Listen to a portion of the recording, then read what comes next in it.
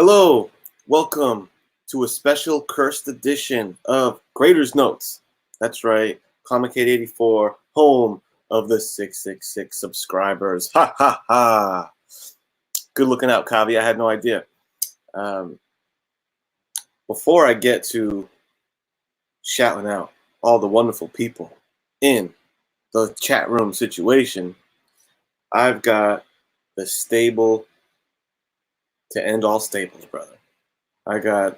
This is a meeting of the minds, as it always is, dissecting, prodding, trashing in some cases, comic books from every age out there, brother.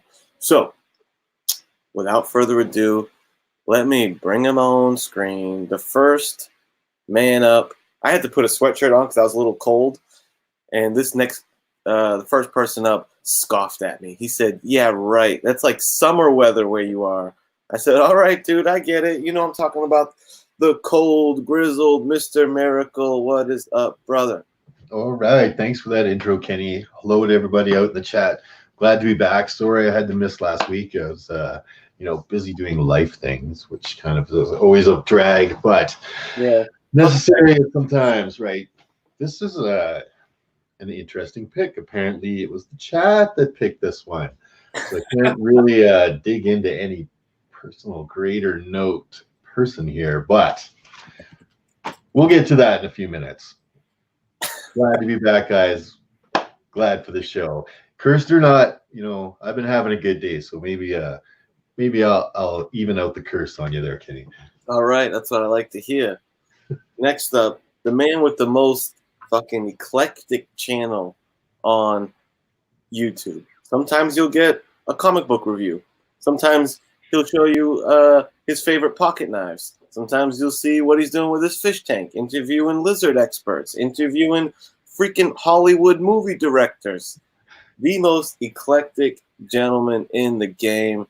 He goes simply by the name Genome Presents. What is up, my dude? The everyday bores me, my friends. So I must endeavor to try to add a little spice to the digital realm. Hey, thank you for that very kind introduction, my friend. It's great to be among my Greatest Notes brethren and all you great people in the chat. That always makes for a wonderful show, and we will endeavor to make this one a story for the ages. Well said. And last up, I think I usually save this gentleman for last, just because he's the Don. He's the Don Juan. He's kind of the leader of the crew, the statesman of the crew. He's basically what makes this show. He legitimizes the show, because we're a bunch of knuckleheads. Plus this guy, who gives us that feel of authority that our reviews matter. He goes by the name of Metarog. What is up, my man? Greetings, everyone. Thank you once again, Kenny, for that way too hyperbolic introduction. I am just a cog in the machine, and you three are revving engines of incredible power. And I am just here to sort of, bring my old age self and my musings, my pearls of miswisdom. But I appreciate the all the great stuff that you guys have done, in this show, because this is one of my favorite things to do every 2 weeks. Be on Graders Notes and share with the chat, and let us see what a comic book really entails. Let's see what's in there, what's inside the fibers and the inks and the colors and the writer's minds. Thank you so much for inviting me into this show, Gino, because I am truly enjoying this to no end. Thank you for that introduction once again, Kenny. All that, and he's humble. You hear that? Now I'm just going to run through the chat, give everyone a warm welcome, and then I'll stop yapping for a bit as we all start to chime in on our book. So before we even introduce the book and let you know what that is, even though I think you know from the thumbnail, let's check out this chat. First man into the squared circle, Comic Books NYC. Kavi, my main man, who I'm going to be linking up with in Chicago. Dude, that's right. Your boy's going to see right. Well, that's for another day. He pointed out that I had the 666 subscribers and created a monster. backstage. Metarog's representing in the chat room as well. The immortal Biggie Shack, other half of the Mega Powers. Genome Presents, founder of the show, like we should say, like you pointed out. The unruly Simeon, honorary Graders Notes, not even honorary, legitimate Graders Notes panel alumni. That's why you got the big blue wrench, brother. Mr. Miracle Comics is also in the chat. Discovery Bay JB, my comic book cousin. Good to see you, man. Tim the Comic Collector, one of the just staples of the Graders Notes chat. Speak of alumni, Gray Man, the British bad boy, in the house. Good to see you, man.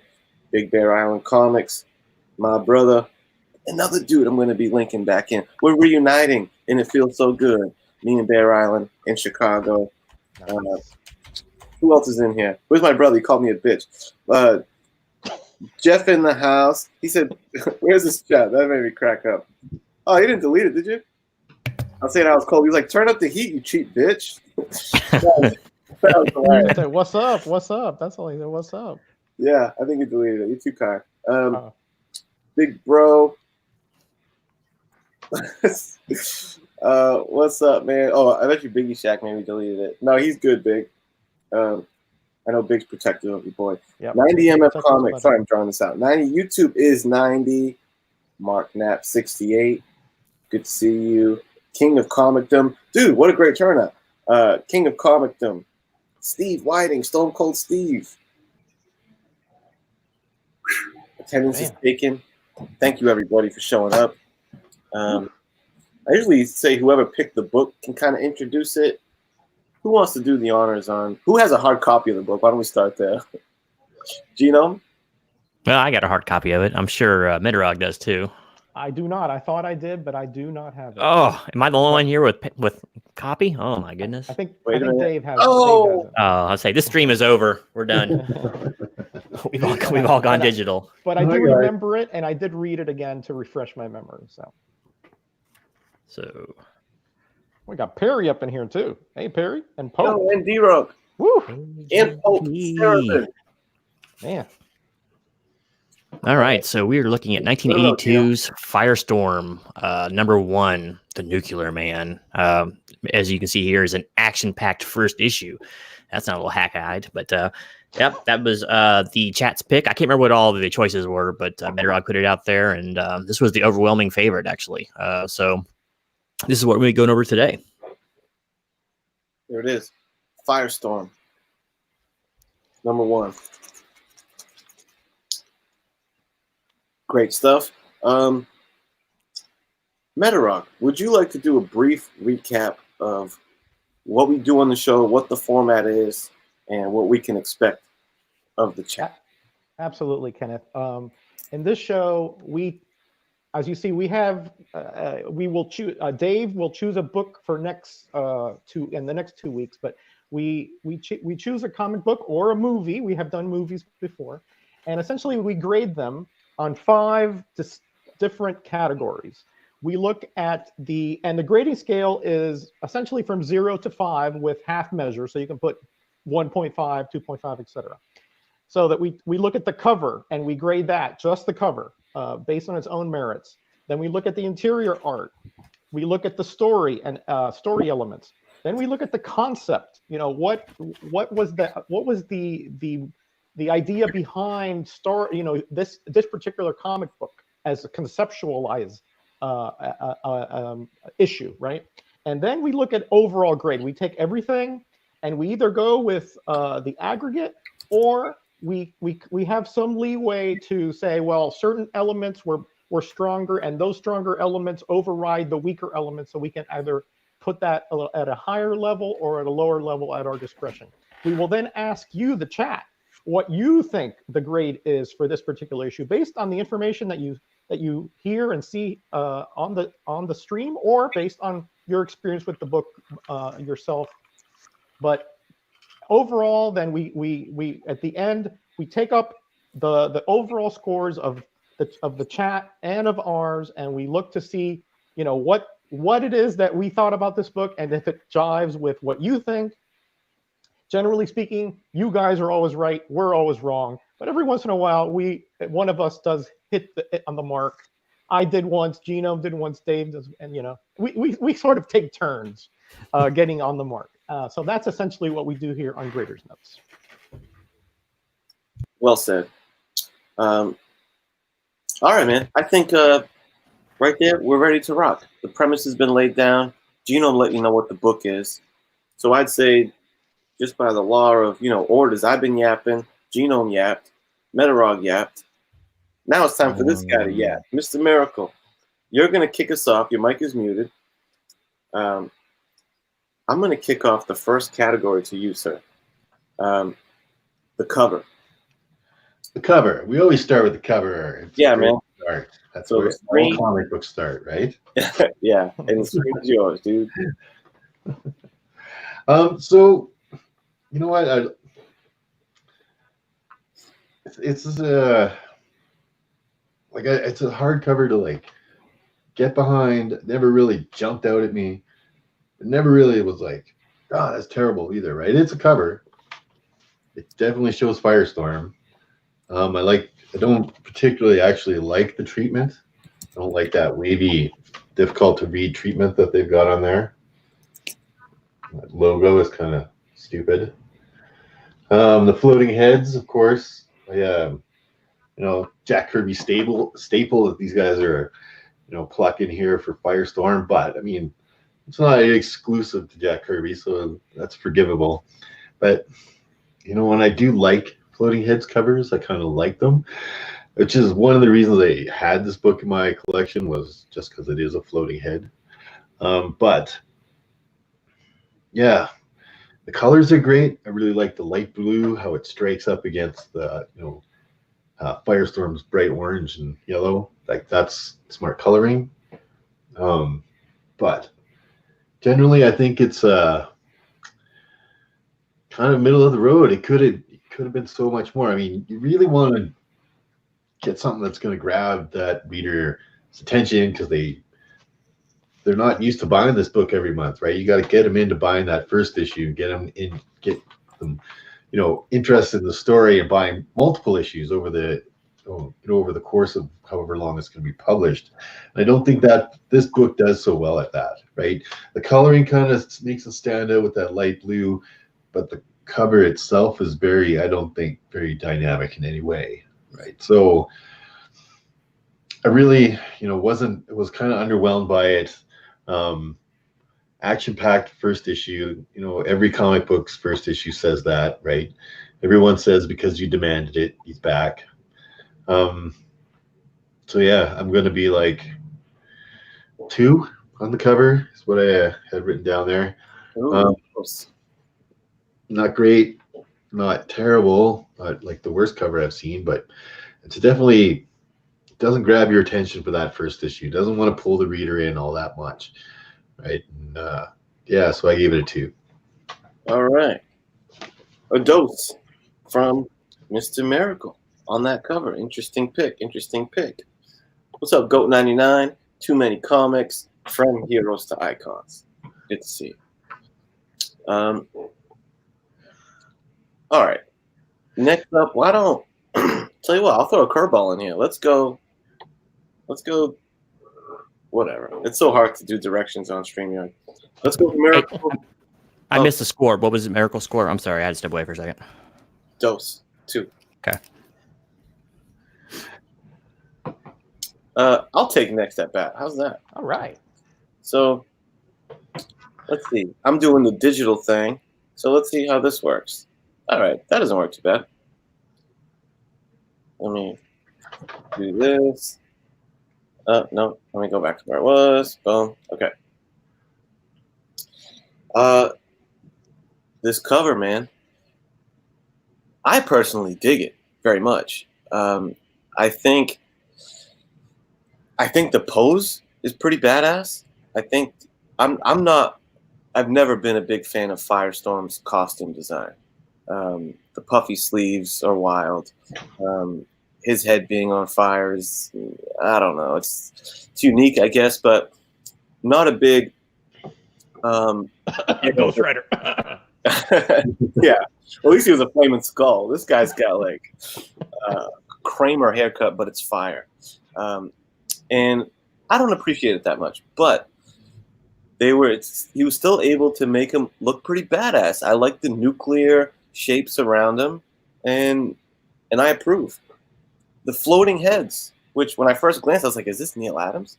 And I know, Kirby's done plenty of floating heads and everything, but only because I got flashbacks of this book, this badass Doctor Strange. It almost looks like really swiped from it, which I actually add points and deduct points because there's no way he wasn't influenced by that book. I love how it came out, but I think he swiped it. I am not a fan of the title up top. I also think that it's a little cheesy. It looks like some Microsoft Word cheap effect thing with the swirliness, like the ribbon shape. So I didn't really dig that. I was down with all the advertising words, action-packed first issue, because you demanded it. I really like the bottom left, where the action is. That's all pretty run-of-the-mill, but you know what? I dig it. So I dig the color palette. I dig the floating heads in the background. I really like the Firestorm drawing in the center. So the only things I'm deducting points for is because almost like grading a comic, you start at a 10 and then you get your grade by deducting points. If we started at 10, I'm only deducting points for the title up top, the wavy Firestorm. I think they could have did better. And the fact that he was probably a little too influenced by, it's a little too on the nose that he swiped that Dead Man cover. So, shit, man, I dig it, and I landed on a 4 for this cover. I like it. Well. Yeah, man. And if I may, I love Disney and comics in the house, 36 Chambers, and Bake the Snake in the house. Welcome. Wow, nice. Man, of all the dynamic covers we've seen on this show, giving that a 4? Yeah. I'm giving it a 4. It's doing the job for me. Okay. Mr. Metarog. Where you at with it, brother? Am I up next? Am I batting third here? Okay. Yes, Well,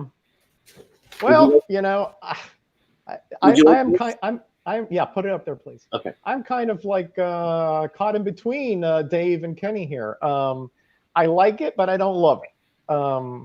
I do agree. The floating head looks like a Neil Adams ripoff, maybe a old Kirby ripoff.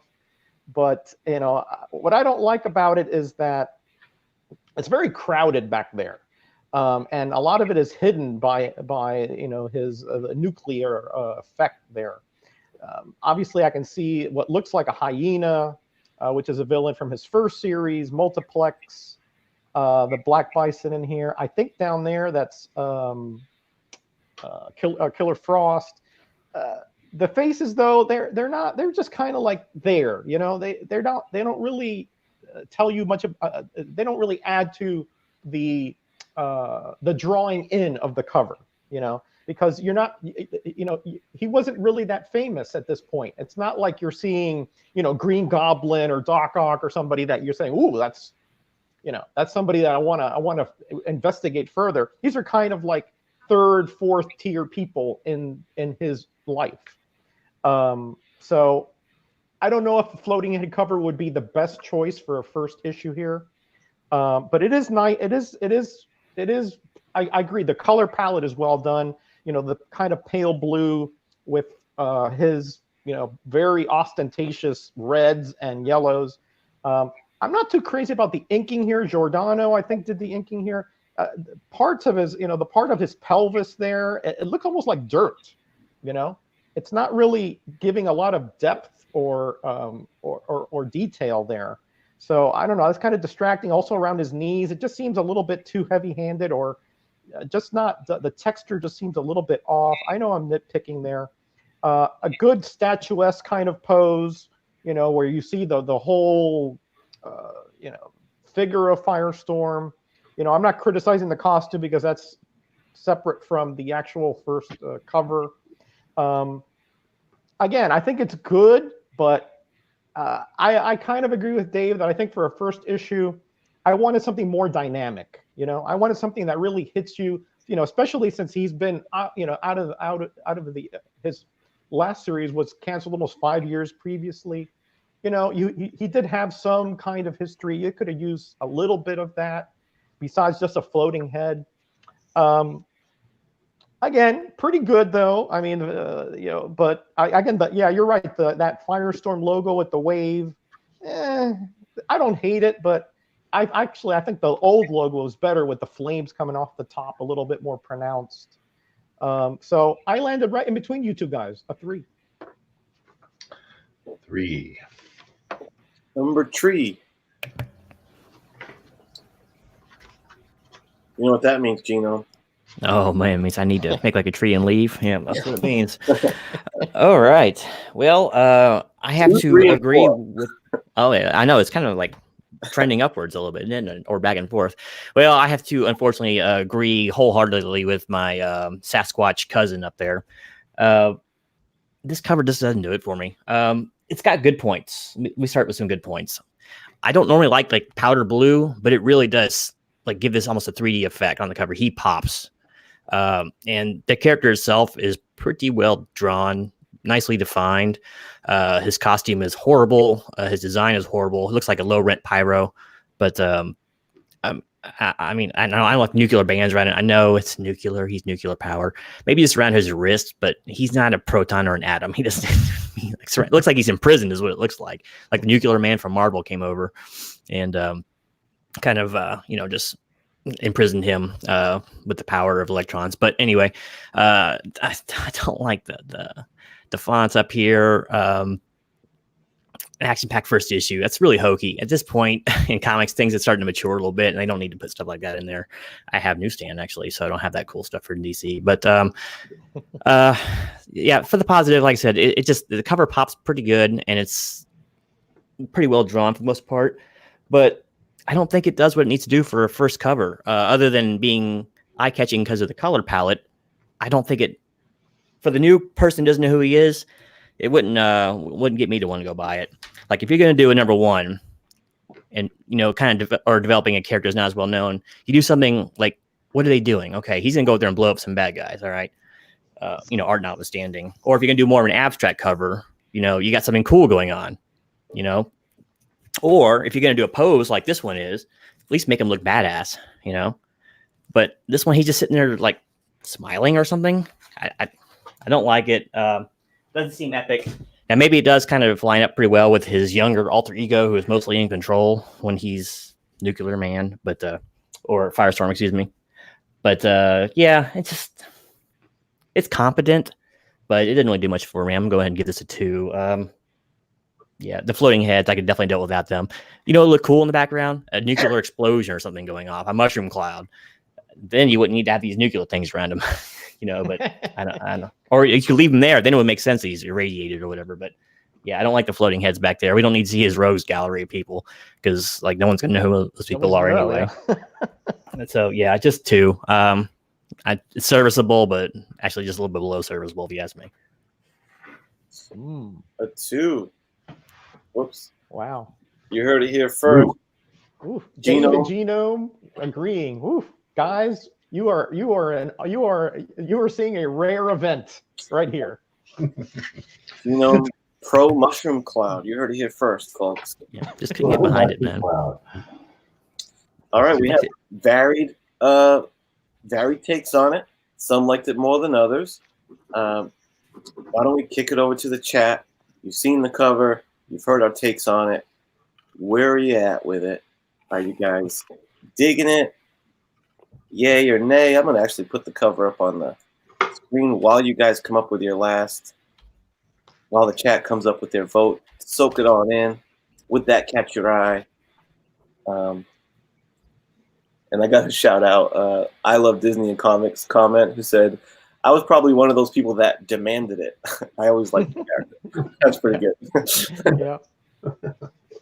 Yeah. I think he was after his series was canceled due to the DC implosion, I think he made some appearances in JLA. And I think at that point he started getting some traction. and people started saying, "Hey, why don't you bring back his series?" And Firestorm. I seem to recall that's the way it happened. Yeah. Well, I wasn't the biggest fan of Heroes in Crisis, the recent Tom King Heroes in Crisis run, Mm-hmm. but I will say they used Firestorm in a pretty cool way in that. So he had some recent shine in a pretty major run. I don't know. He seems like he'd be an interesting character. We'll get into a little more of that inside, but Yeah, we'll get inside. just getting the cover like that Namor Wonder Woman did before. That was an action shot, all right? He's not really doing anything but flying, but he's screaming. He looks mad. Something is happening at least. Yeah. Something dynamic. He's not just standing there like it's like a glamour shot here. It's like, I don't know. One of the big problems with Firestorm is he's too powerful. It's ridiculous, right? Yeah, when you get to the matter manipulators, it gets ridiculous. You got to be so careful with those guys. He can't fight burglars. He's got to fight like huge cosmic things, or it's lame. And then they never do that, right? Like, fuck. Yeah. That's why I like characters like I'm just killing time until the grades come in. That's why I always like characters like Shocker, from Sinister Six, because he hurts himself a lot of times. He has to be so careful because his little power is not even a power; it's just a device. He has to wear a special suit because it hurts him every time he uses it. That's cool. That's a dynamic thing, Yeah. He has flaws, but you got these guys, these matter manipulators. It's what do you do with them? He never comes out in the rain. I noticed that. He never comes out. I think there was a storyline where it's like he's like taking years off his life or whatever because of all the sustained use of it over the years. It's wrecking his body or whatever. So yeah. I like guys like that. And you start getting like the Sentries and all that out there. It gets so boring to me because like you can't stop these guys. You can't hurt them. They can do anything. They're a walking MacGuffin. There's no, there's no tension. Like, are they going to win? Of course they're going to win. They're stupid hardcore. All right, Kenny, you ready? I got the abacus on deck. All right, there we go. All right, here we go. Here's the Icons 2.5. Steve, I Love Disney 3. Too Many Comics 2. New in the chat. He's been making the rounds in the community. Welcome. Steve Whiting, Me Too Bake. I don't know if that's a 2 or if he's talking to Bake there, so we'll wait. D-Rung 3. Crazy Guy 3. Tim, Comic Collector 4. Unruly 3.5. Gray coming in with a 4. Joe Bag of Sevens 2.5. The Kenny Big Bro coming in with a 3. 36 Chambers coming in with 4. Bake the Snake 3.5. There's Steve's real grade 3. Kavi 2. Biggie Shack 2.5. And Bub coming in here, just sneaking into the chat with a 2. Nice. Javi coming in with a 2.5 and Aggressive Relaxing with a 4. Mort Knapp 2.5 and Goat with a 3. I mean, that was a mess of votes. Holy smokes. Nice. Yep. Woof. Guys, you guys are killing it into the chat. Woof. Hey, Patrick, how you doing? I just see him here in the chat. And Russ.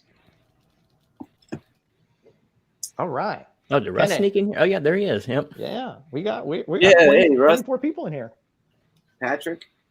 All right, the aggregate of those 20 votes. Thank you so much. 20 votes came to a 3. Oh, 3. So I am vindicated. Like, Every dog has a day, I guess. Right on target. Every dog has his day. You still got 3 more to go to join the 100 club, though. Yeah. I bet you this won't last. I'm soaking in the glory now because I know the tragedy is yet to come. All right, so let's just keep the trend going. Right. We're talking interior art. We talked about the cover art. Let's see what's cooking on the interior art. I guess if we keep the trend going, that'll be myself. So I'm going to kick us back on here. And let's run through this thing. So opens up with a really solid full page of Firestorm looking over the city. I didn't expect him to be like a protector of New York kind of guy.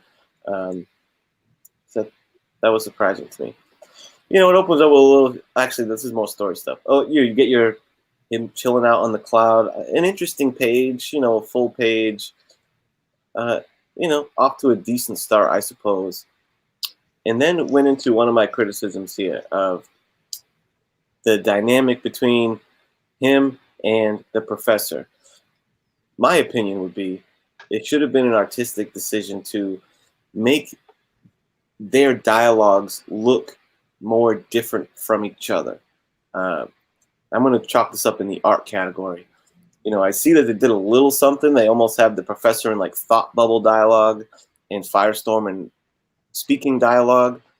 But, us as comic readers, we've seen all different kinds of dialogue bubbles before, colored ones, extra bolded ones, different fonts, you name it. And considering how important of a dynamic that is to the comic, the way these guys communicate, it got too jumbled for me. And they could have clearly defined it more. Then as we go on, I feel like a couple things that I take heavy into account. One is good facial expressions. And I will say this book, he does good with that. When they're relatively up close, he does a good job with it. But the other thing I'm big on is panel layout. And just like rudimentary panel layout, as far as I'm concerned. Like when each panel is important, but I also think looking at a comic book page as a whole should be like a dynamic thing to look at. And it's just like boring layouts to me. Very standard. When you look at a page, you should feel exciting to start digging into it and start reading it. When I look at some of these pages, I'm almost expecting it to be a drag because it's laid out like a drag. Then when he has the opportunity to do an action shot, page 10, this is a major flop to me. When he's recounting the origin, Firestorm, unleashed, you should get a big, exciting, cool pose. And he recreated the cover pose just a lot worse. The face looks botched, boring.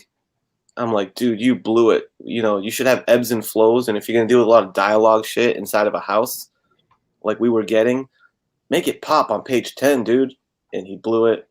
Let's see.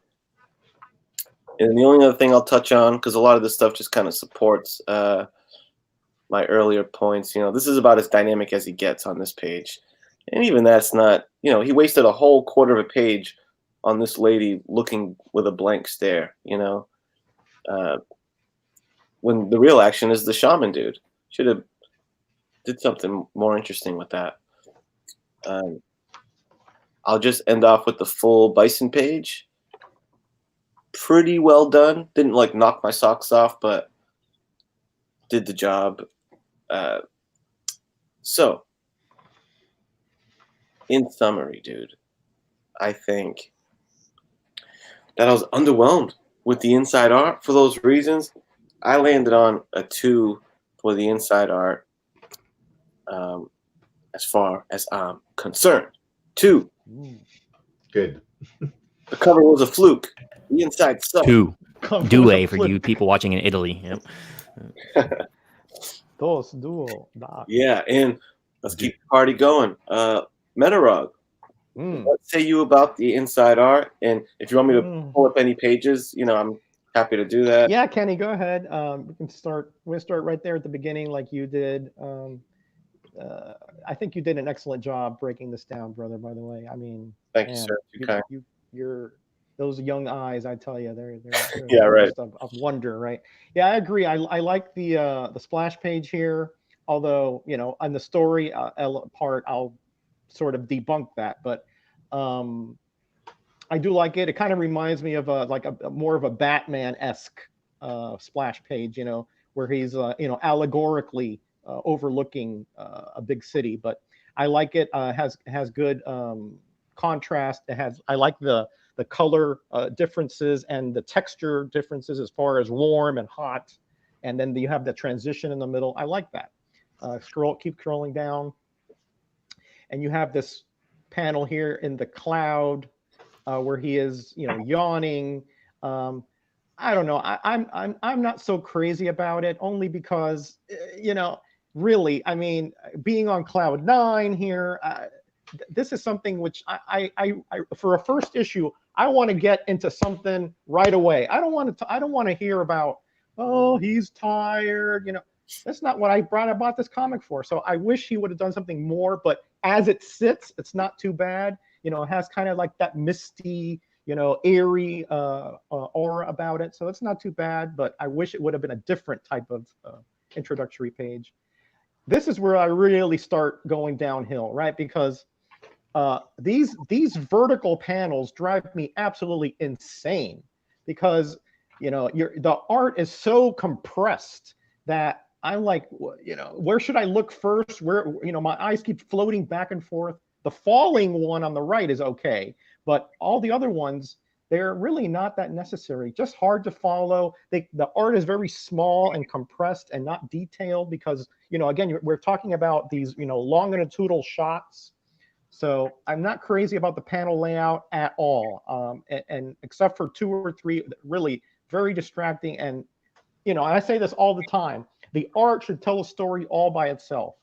And this art and layout type is telling me that, that I don't want to focus. I don't want to give you a detailed panel because I just want to give you something so that the story moves along, but doesn't tell the story. And those are 2 very different elements. Keep going, Kenny.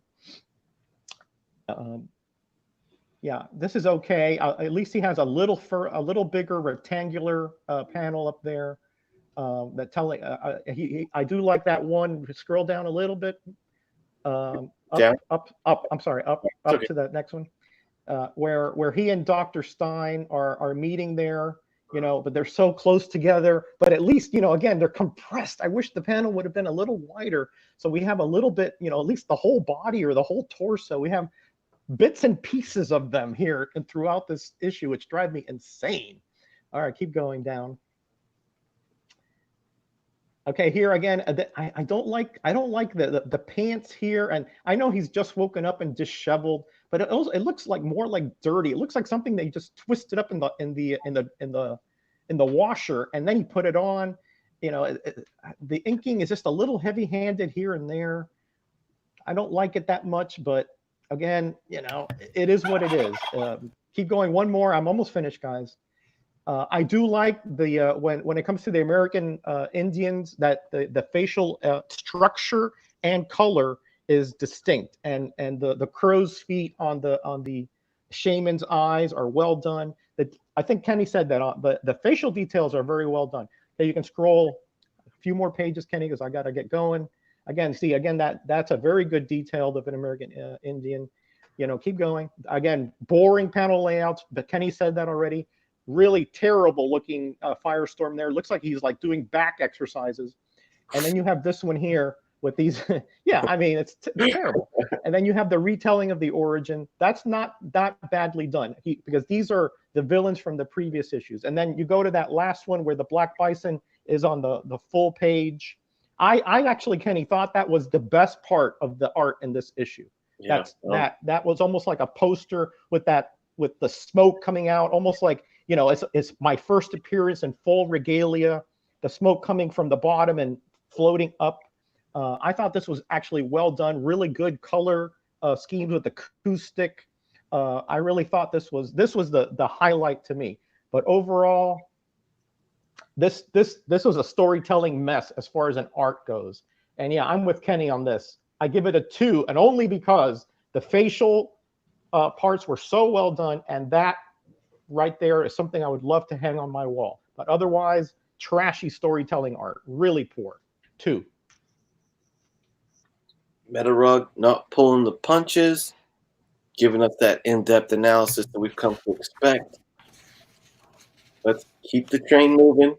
We'll recap some thoughts after we've all let it off. So, Mr. Gino, I'm going to full screen you, buddy, and all right, let us know what you think. All right. I don't know if any of you guys used to read Maxim magazine, but they used to have a section in there that was called Found Porn. Well, I just found it by watching this stream. Let me know if anything here stands out to you guys. Was this intentional? Was it like this is pre-Howard Stern Private Parts kind of poster? what is this?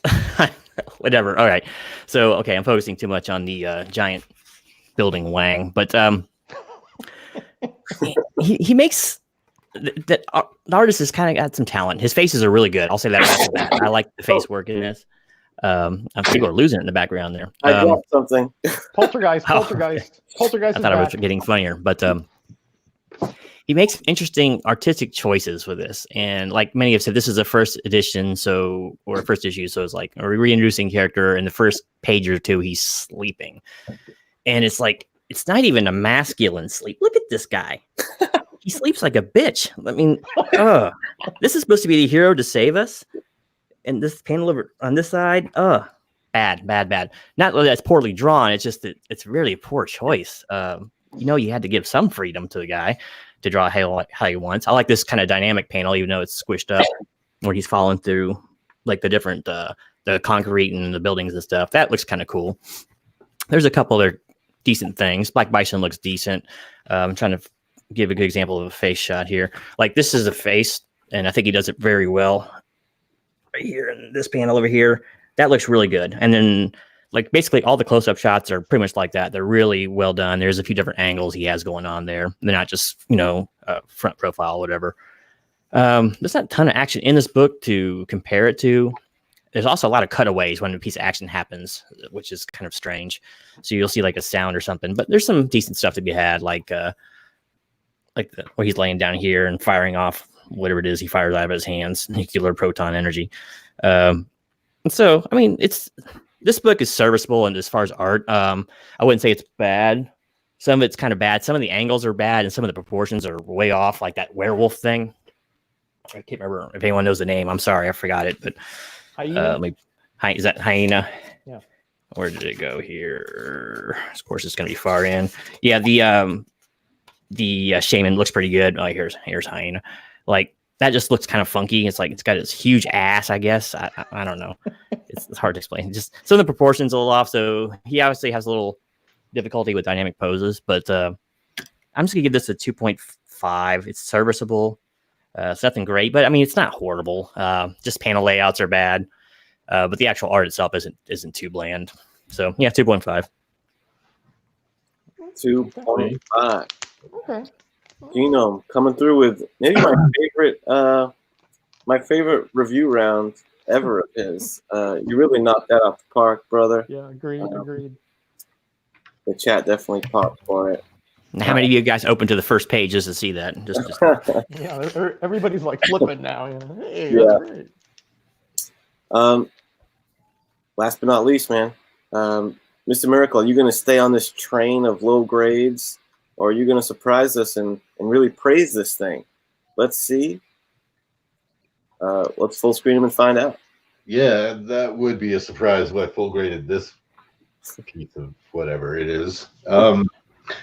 As soon as I found out which book it was and I pulled it out, I was like, oh no, not Pat Broderick. I have always hated his art. Mediocre is like the nail in the head, Kenny. This guy, he makes his way through a comic book doing whatever he can. It looks like he spent most of the time that he was allotted on the cover, and then realized he was running out of time because the art does get progressively worse and worse as we go along through this thing. Perspectives change quite rapidly. People get into these weird poses. I hate the way he makes people look like they're like the way he makes running people look. Who was it in the chat was saying that the Buffalo bad guy there looks like he's part of Fred Flintstone's, the Grand Buffaloes or whatever that Fred Flintstone was a part of. His lodge. Like his lodge. Yeah, that's what the word I'm trying to think of. So I'm just, and ever since then, I could just, every time I see him, I just keep thinking, yeah, he's that little saying that they all said and whatnot. But honestly, yeah, I've never been a fan of Pat Broderick. He did some Micronaut stuff. He was basically chased out of Marvel Comics once Jim Shooter became editor, because Shooter just was like, your art sucks. Like, I don't have any work for you. He was under contract, so he was regulated to doing issues that nobody really cared about. Like I said, later Micronauts, not even like the good beginning of Micronauts or anything. He went over to DC. After a few issues, they basically, thought the same thing. I don't know how they, tapped him to do this one. Maybe he was the only guy available. Because, if you're going to put out a first issue, Pat Broderick should not be your first choice as the illustrator for that issue. It will be mediocre. It will be funny perspectives. It will be huge, long panels of dumb stuff that make no sense. It'll be people in weird poses running. It's just the whole thing dumb. I don't like his art at all. I don't know how he got to be a comic book artist the way he did. And I guess for a long time he quit being a comic book artist because he was having a hard time finding work as one, and he went and worked for like a design company for a while and stuff. Yeah, not a fan. Didn't like it. No, sir, didn't like it. Gonna throw down a big fat 1 on the interior art on this guy. I'm not. You can't impress me with a 3/4 shot of a person's face like that. Yeah, it's well done, but that is the basic portrait shot that every first-year art student is taught. That right there. So if you're not super practiced at that, and by the time you're drawing comic books, forget about it. And if that's all you can do by the time you're drawing comic books, I don't know how you weaseled your way into a comic book illustrator job, but man, even this, the body proportions, and it's weird. Like, I don't like this muscly tones and stuff in here. I know you guys seem to like it, but I disagree. I think flat, weird layouts, weird poses, shifting perspectives, shifting, anatomy. No, one. That's all I gotta say. Whoa. 1 from Miracle. 1 is the loneliest number.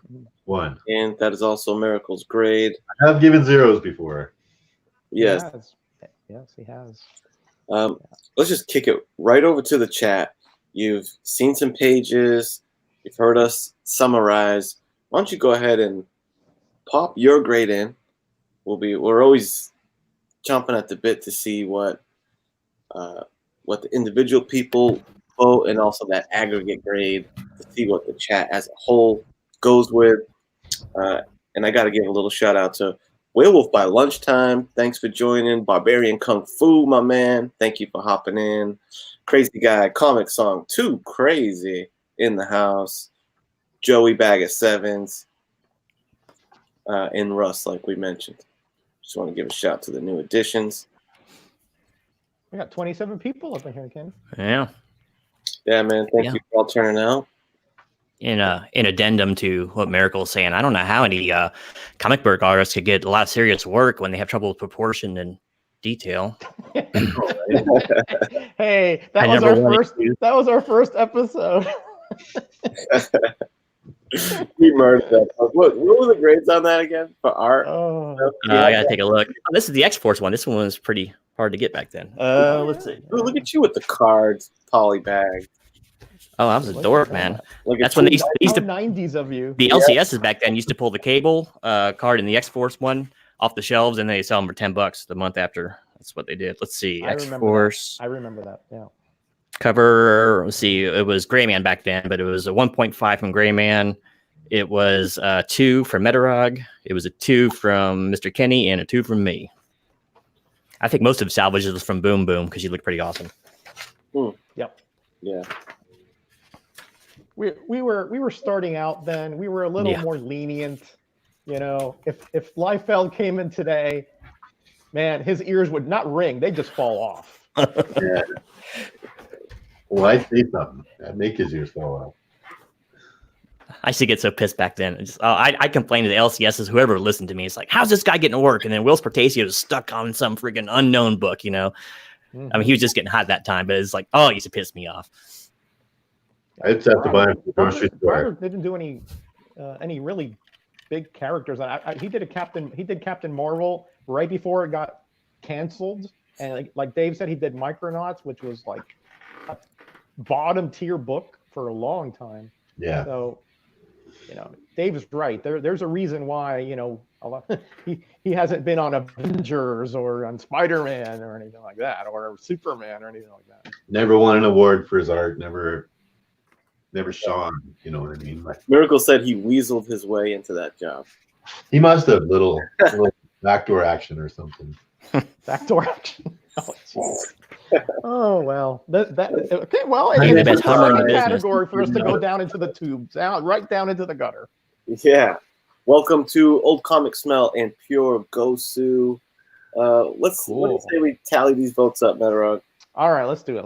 Yeah, let's do it. So 30 people up in here. Woo-wee. Guys, you guys are, man, we're so honored. Okay, here we go. My no faces compadre Bubs with a 1. 36 Chambers, Big Goose Egg 0. Gray Man 2. I Love Disney and Comics 2.5. Steve Whiting 1.5. D-Runk 2. Biggie Shack 1.5.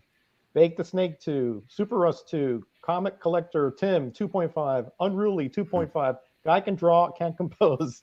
Heroes Icons 2.5. Barbarian Kung Fu, ugh, ungradable. Nice one. Werewolf by Lunchtime 1.5. Mark Knapp 2. And Goat 99 1.5. Kavi comes in with a 2.5. And I think that's it.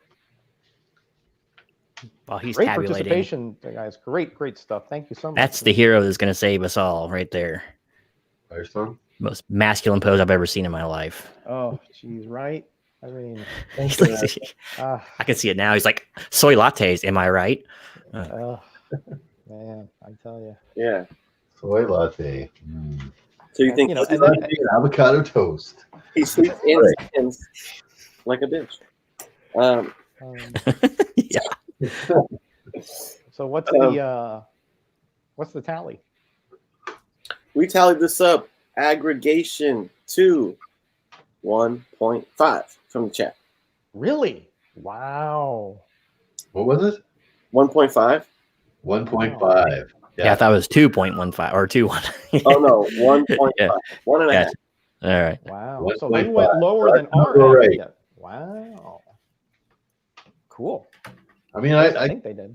the only way I even got a little bit of a 1 in there was the coloring. About right. Okay.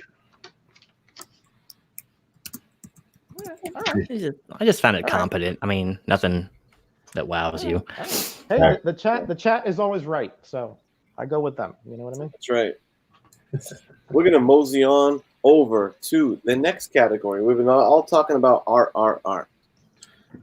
And I think it was Metarog that said, the art didn't really tell the story very well. Did the words tell the story very well? Let's see. Let's actually start off with Metarog and kick this baby off with the writing. I'll kick it on to you. If you need any page assistance, let me know. Yeah. Okay. You can put it up there, Kenny. We can start there from the beginning again. Yeah. Okay. Jerry Conway. He wrote some really good arcs in Spider-Man. He had some really good runs in DC. So this is a guy with some credentials, right? I don't know if this is the first time he wrote Firestorm. I don't remember if he did it in his first series or not. Okay, that's immaterial, right? But he starts with this splash page where he's trying to be funny, right? Where he says, he's very, very ostentatious with the language and, over the top. And then it goes back down to, you expect the hero to be, in a forceful pose, and then he's there lying down on a cloud. Okay, so wah, right? So he's trying to be funny there. I don't think it works, right? I just don't think that works. It's very forced. It's very he says that in the story that he chose to be on patrol, but yet he was tired because he had a basketball game. So he's sleeping on a cloud, not paying attention to the city that he's supposed to protect. Obviously the the high schooler is in charge of the consciousness here. Professor Stein is more of the, you know, the wisdom, you know, the advisor, right? And this kind of relationship. But then, you know, what happens there is that when they split up, you know, they go down, they split up, you know, they go their disparate ways, and you get sort of an origin story, which is a recap of the first 5 issues from the previous Firestorm. But then you get he is fascinated with the bullying and the all, you know, the shenanigans that go on in high school. Hey, we've all been in high school. We know this stuff goes on. Okay, kids are going to be insulting you. You're a freaking superhero. Why are you picking a fight with a nerd over there in high school that shows up with your girlfriend? I mean, you have to be above the fray a little bit. When he's not with Stein, this guy is a total, you know, he wakes up, he throws the clock and smashes it. You know, who are we trying to say? Are we trying to say that this is more like an angst-ridden, angry guy, or are we saying that he's just confused or just trying to mature? The story is everywhere. It has no sequences of logical thought. It just sort of scatters everywhere.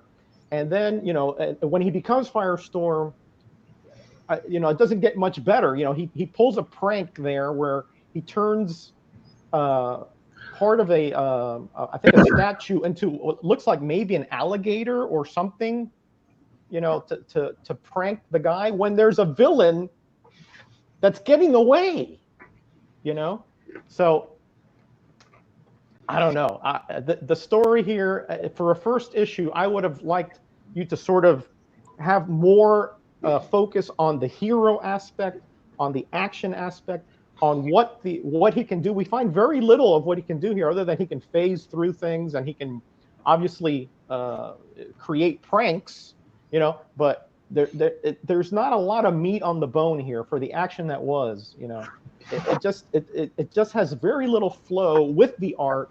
So the story, imagine this: the story art doesn't flow, the written story doesn't flow. So what you have here is it's basically a big mess. You know, the parts with the American Indian and their legend, or their, you know, the what is it? Not the clan. The what do they call the buff Bison cult?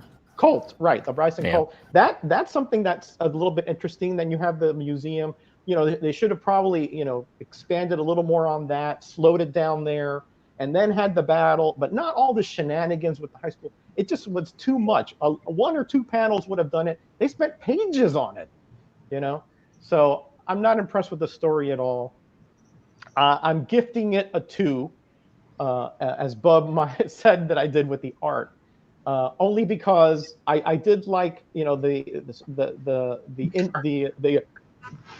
cult, the way that they brought that in. It's interesting that might be a villain that could give Firestorm a trouble if he can control the weather and the elements and who knows what else, magical.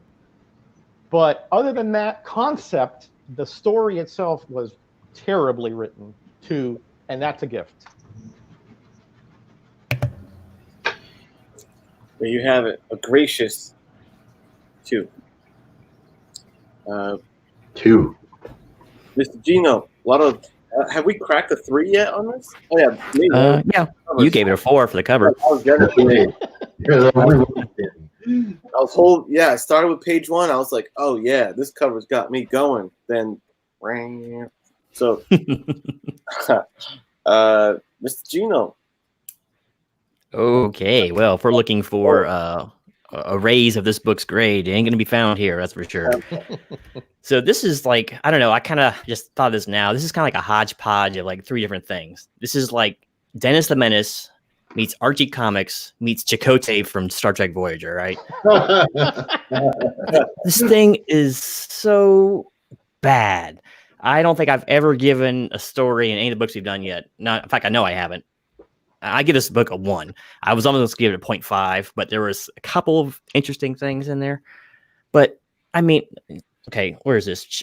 Page 13, I think it was. Yeah, he spends a lot of his time pranking.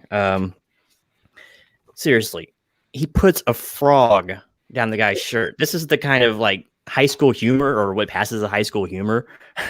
This character, and he has a bully that follows him around apparently, and they're like joined at the hip constantly. But the bully is like 3/4 of his size and not a jock, and he also has big like Isaac Asimov sideburns and mutton chop sideburns in high school, which is pretty impressive. And they show this guy shaving his face completely in an earlier panel, and he's only in high school. I mean, some people do, but not usually like a full beard. But anyway, he obviously has, he probably watched, well, it was before Dances with Wolves. He probably watched some old Gunsmoke or something and got really excited about some Indian stories. All right, we have to have a Native American Indian story here, and we're going to make it full-fledged. And I thought it was kind of cool that they gave like the grandpa, he was not an apologetic, like he was just not unapologetically angry, you know, at the history that his clan had endured. And then I think the final straw that broke the proverbial camel's back was they put like the old Bison cult stuff on display at the museum. That was the trigger for everything, for creating his Black Bison character. So I kind of did like the dynamic of the Raven hair guy and his teacher form. He was just, you know, he's like, I am joining American culture. I am going to get along and I'm going to make my changes how I see fit. And I don't have to listen to you because you're my tribal elder and my grandfather and all that. So that was a tiny bit interesting, but everything else was just garbage. And they went way too much into explaining every little thing, showing, like Medrock said, the bullying aspect throughout. Even if he's not a superhero, the guy's a jock. Jocks don't really get bullied. All right, let's just face facts here. We're all comic book guys. We know this. It's all over the place, and it doesn't go anywhere. I mean, it does create a villain who's obviously gonna be recurring later on. But like Medrock said too, he's lets the villain go. Why? I mean, the bully or whatever is punching himself in the leg with his arm. It didn't look like exactly a world-ending threat, but he sits there and takes the time to not only stop the arm from beating himself, and it turns it into that prank alligator thing or whatever, which is probably going to take a finger or two off of him. That was great.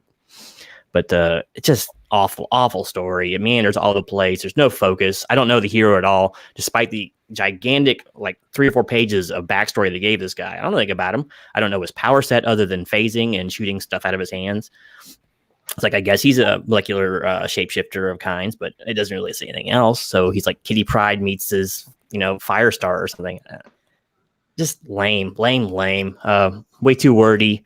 And all those words don't even say anything. So yeah, one just awful story. Uno from Genome. Let's see if the story is going to get any better. All right, let's give it a shot here, right? And, I am a really big fan of this writer. Jerry Conway, who's not Jerry Connolly, who's the fat guy in Stand By Me, by the way. Jerry Conway is a very good writer. He's written lots of great comic book stories, and arguably the most collectible and one of the best story arcs of all for Amazing Spider-Man in the Bronze Age, right? I mean, he's responsible for not only creating Firestorm in the original book, but he also, made the Punisher, Tarantula. He brought back Harry Osborn, or he changed Harry Osborn into the Green Goblin. He killed Gwen Stacy. I mean, like, he is comic book writer. He has got a lot of clout. As a television writer and a movie writer, he's got a lot of clout. He wrote that Punisher Netflix series. He has got lots of movies under his belt that are quite good, and lots of television shows under his belt that are quite good that I'm quite a fan of. I mean, some that aren't Law and Order and stuff like that, but that's good writing. So when I read this piece of crap, I was like, what? How?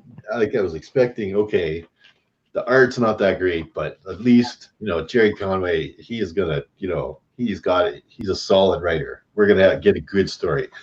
No. Just like Dave was saying, man, it was like reading an Archie comic with superheroes, right? Like the little antics they're playing in high school and the weird dialogue. Like, I was 8 years old in 1982. Does that mean like I don't remember people talking like that, like all the time, and the way that these guys do it really harkened me back to that Dazzler #1 kind of dialogue that was in there at a lot of points. And this whole deal, man, like if you're coming out with a new superhero, bad idea to start your comic book off by having the guy take a nap. Like, come on, what are you trying to set me up here? We're having a little sleepy time. It does suffer from first issue-itis, where they talk about his powers and the backstory a little bit, and then we go into some regular story, and then we revisit some more of the backstory. Even like, and then they got a lot of jokes in here that are bad jokes. Like, stop it, right? Stop it. That whole, let's see if I can find it. This, where he's like, making my chemistry or whatever, and it looks like he's got some sort of big master chemistry plan. Oh, he's making coffee. How funny is that, Jerry? Come on. It looks like he like took a Sunday afternoon, drank a little whiskey and then decided to sit down and write Firestorm #1 because he forgot about it was due tomorrow. Right? Like, he's such a much better writer than what is presented in this book. For real. Like, I was extremely disappointed, and I'm extremely disappointed to have to give Jerry's writing a 1, because that's about as good as it gets in here. This book goes nowhere. The villain is weird. The stuff that the other characters are saying was borderline racist. The high school students are a bunch of dorks, and nobody would in their right mind could ever identify with any of those kind of people. And I mean, why are they making little alligators bite people in the ass and stuff? Come on, stop that. Like, this guy had the potential to be a really, dynamic cosmic character. I know he looks like, some weird orange pirate with a fucking flaming head on him, but his powers and his backstory and everything are pretty good. And he has the potential here to, be a very dynamic superhero and do a lot of really great things and be like, a big force of nature. But no, let's change things. And someone was saying, Gray Man was saying that he's not allowed to, his powers are limited to, he can't change organic material. But there's like a skin of a cat that the guy brings back to life, Mountain Cat, changes that into a teddy bear, changes the bear into other things. That's organic stuff. It wasn't a stuffed cat. It was like a stuffed taxidermy cat, but not like a stuffy kind of stuffed cat. Right, so he's not even following the continuity powers of his own character in here. It's like, yeah, 1, Jerry, 1, and just, yeah, I'm gonna give it 1. I mean, even most of the villains in here he brought back or talking about his first issue, his first series. Let's talk about that. That was kind of half popular. I don't know. So Boo Earns, giving Jerry a 1 there. Yeah, I was going to take your Boo Earns, but I didn't want to take it from you. I figured you're going to use it there. So, I didn't mean to interject real fast. Did this guy ever work on Breaking Bad?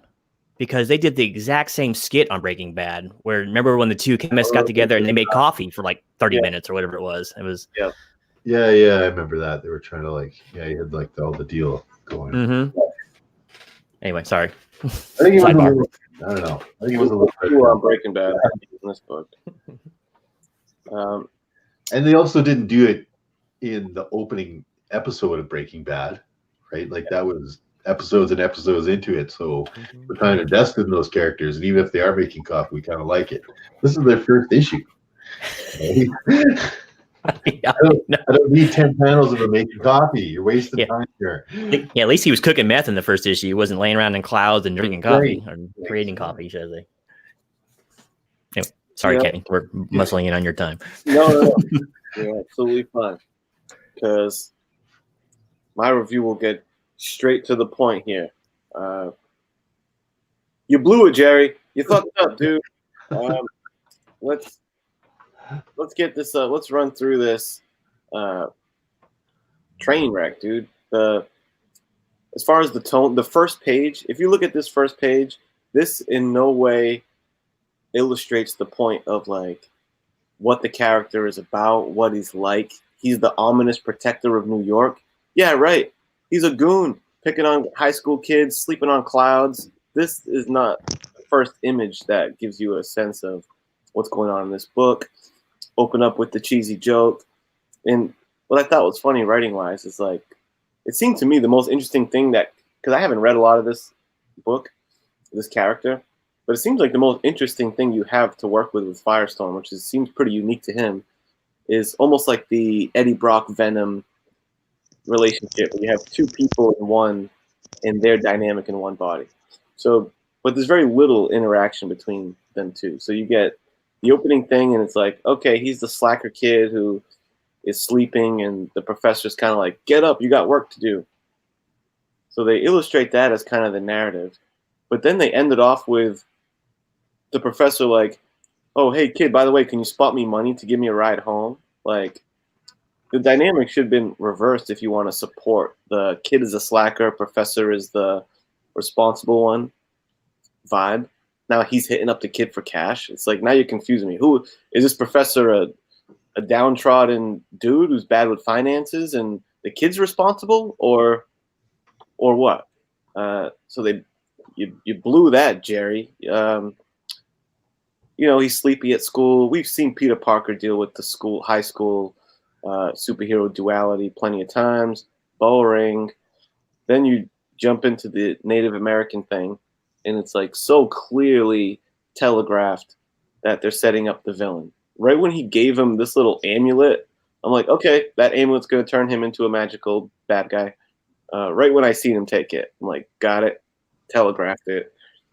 You jumped onto the bullying scene, which is, unnecessary. Like, who is this kid? Now he's a bully kid? First, he's the ominous protector of New York. Then he's slacker sleep on the cloud guy. Then he's responsible enough to spot the professor for cash guy. Now he's anger problem bully school kid. It's like, who the hell is this guy? This dude's recalling.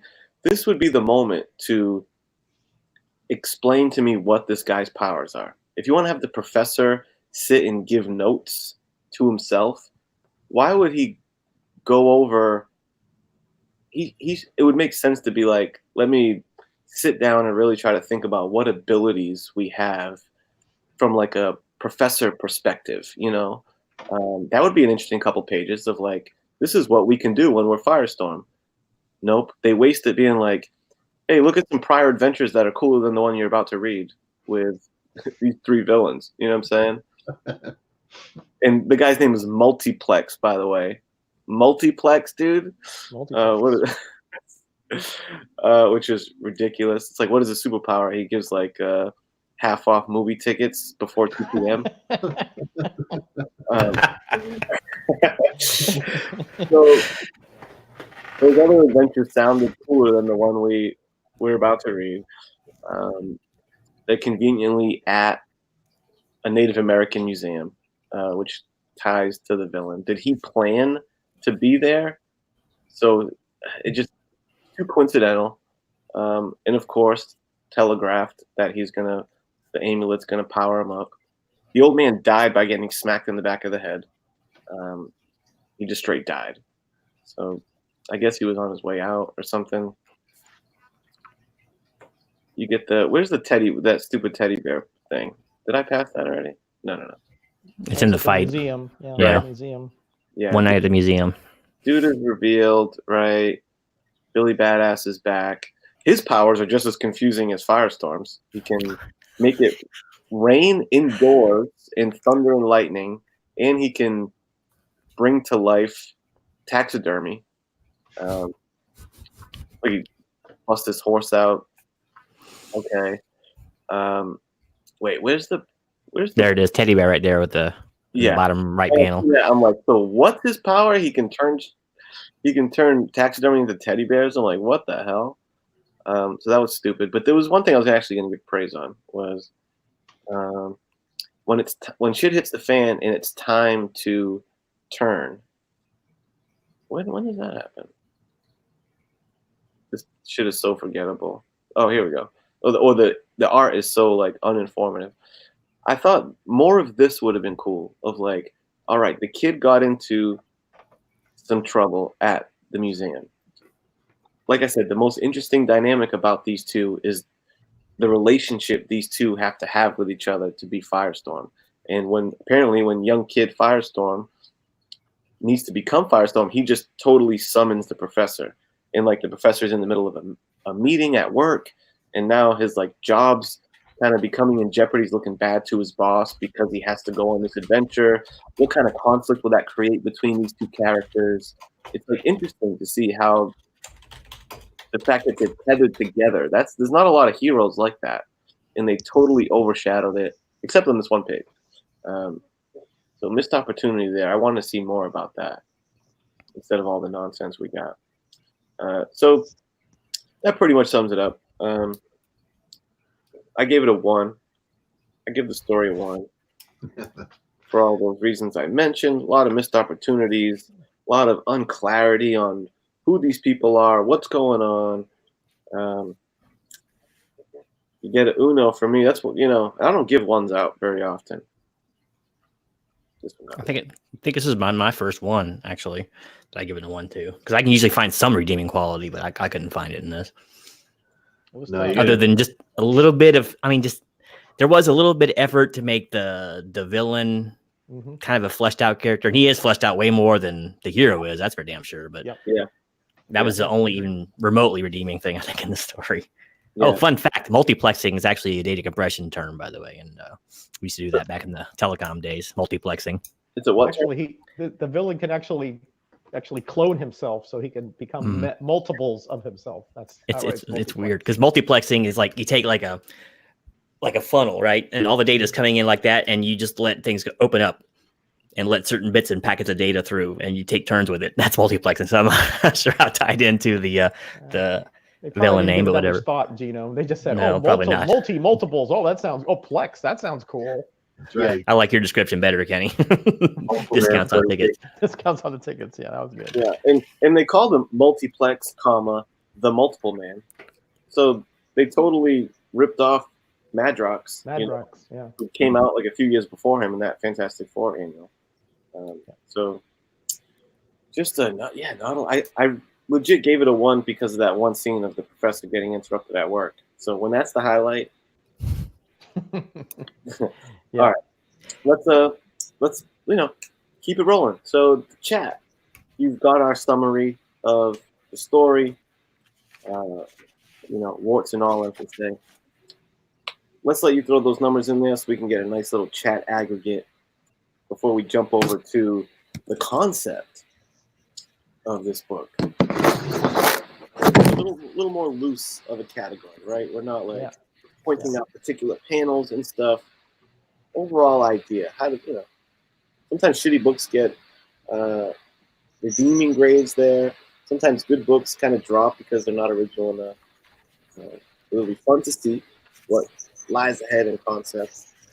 And real quick, I should give a shout out to my boy Karate Kevin, Superpower Review, who him and I bumped into each other at the local LCS. I knew it was inevitable, brother, because it's like 15 minutes away from me. So good to meet you, big dog. Old Comic Smell, of course. I saw TJ the Slab Dragon pop in there. Ben Compton, my guy. Yeah, Ben's everywhere, man. Ben's everywhere. Yeah, I had it at 1.5 initially, and then I was like, man, but I did kind of like Gino. I did kind of like the way the villain and that the Indian subculture of the cult was brought in. That was, I thought, was interested me in the story. That was the only part that interested me in the story. But so perhaps I gave it too high a grade for that little tidbit. But yeah, this was a hard issue to read, man. Hard, tough. And here's another problem I had with it. The old man died, according to this panel, right? Yeah. He's dead. He had a heart attack and died. He collapses, yeah. And then he's back in the park and you're rubbing his prayer beads together, man. Yep. And then he has to get clubbed in the head to die. Why do you have to get clubbed in the head? He even said, I'm on my way out. Are you just trying to say, oh, it's violent out there? I mean, so what? This guy is not taking care of it. He lets the villains walk. I know. It could have been actually more dramatic if he'd just died while he's doing the incantation and it still was incomplete. But so it's like you had to bring some thugs walking through the park with brass knuckles who just hit old man in the back of the head who obviously have no money to rob them. dude, how stereotypical were the thugs of like, let's see if he's got any money. I know. Yeah, they were.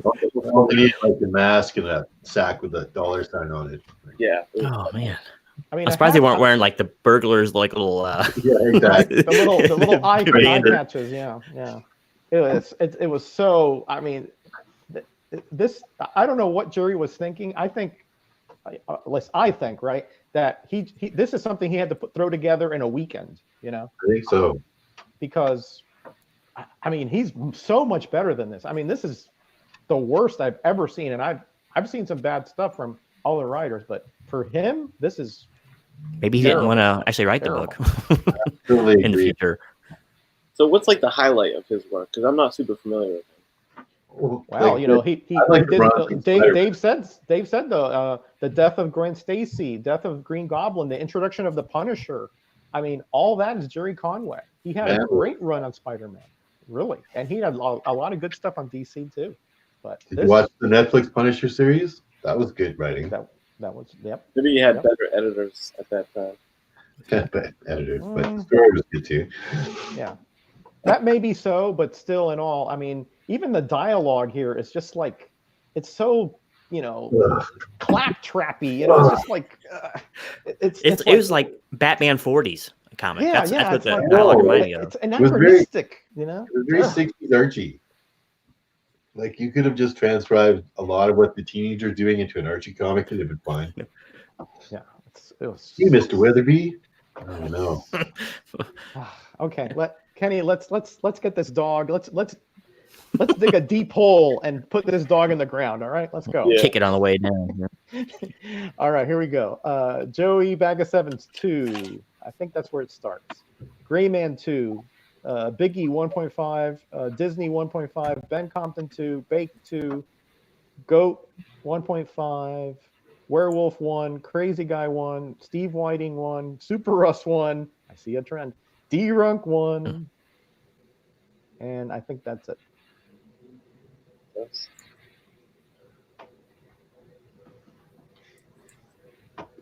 Where's it toboggan? 1.5. 1.5. All right.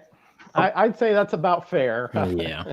And that's Yeah, how I'd talk Firestorm about- feels when he talks about Veronica. Yeah. Anyway, Yeah. Yeah. So I'm not gonna let that horse die. That's gonna stay with the show forever. yeah, I tell you. Mhm. What was That's the a chest? meme. That's a meme in transition right there. Let's see. Miracle started with cover. Then I did art. Metarock did writing. Gino is on the button. He's been Yep. getting it. Doing the overall. No, the concept. Oh, the concept. Sorry. Concept. Yep. Dave wants to get out of here as quick as No, possible. What do you think conceptually about this book, Gino? Conceptually, I don't know, cash grab, retread. Let's see. I don't think they had. When was this come out? 82. So they haven't even. Did they start working on Crisis yet? No, 83 is when they started working on it. I thought maybe they would be like reintroducing this guy because they were going to maybe use him in Crisis or something. But I don't really see another reason. It's just other than that, just rehashing another character who didn't make it before. It's just a standard. Supposedly reinventing the character for the modern age, but they didn't really update it at all, which is kind of a shame because I think the character could be cool. His power set is nebulous, but I guess different. And he could be obviously extremely powerful.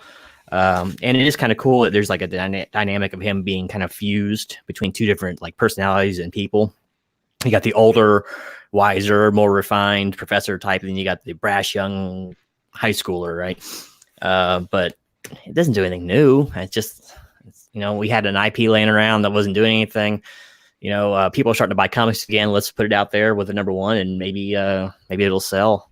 I think at this time, now that I think about it, remember the television commercials, the anti-littering ones that had the Native American guy with a tear coming out of his eye, That's right. and he wasn't even Native American, by the way. But No.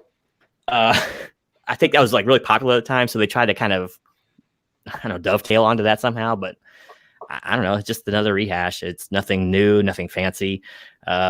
they took basically a B or C list character and they gave him the B or C list treatment to relaunch him again. Yeah, nothing new here. I gave the concept a 1.5. It's just, I don't know, you're bringing a character back. But like I said, when you bring like big characters or more established characters back and you do different stuff with them, like we do with Namor or vice versa, whenever they relaunch a character like that, or, Deathlock or Nomad or something like that, they change those guys with the times. This guy didn't change at all. Like I said, it could have been 40s or 50s serial and you wouldn't have known the difference. So yeah, 1.5. They didn't do anything new. They didn't do anything interesting. They just relaunched a guy to see if he would sell. But unless they were planning to use him later on in a bigger story arc or something, I see very little reason to do it. I don't know how well this issue even sold, to be honest with you, or this run. But yeah, 1.5. Nothing special at all. 1.5. Miracle. Yo, I guess we gotta stop chatting. 1.5 overall concept. I kind of agree that this looks like we're like a comic book shy from our making a good quota of what we need for publishing books or something, and threw this together over the weekend. Or he was really disappointed that he had to work with friggin' Pat Broderick, or he just was not into it because this is I think he read the concept of this book and was like, ugh, again, right? It's just a rehash. It's just a cash grab. It's just like, man, I already did this, right? Like he already did this in the 70s and they're not changing very much. It's coming back. And, I guess we'll make a Native American guy or whatever. And but generally the concept of this book is not to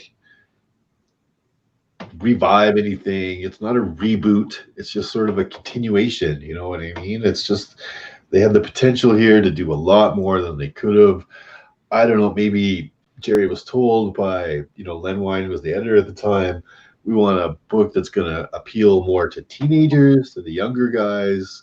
So childish the whole thing up a bit.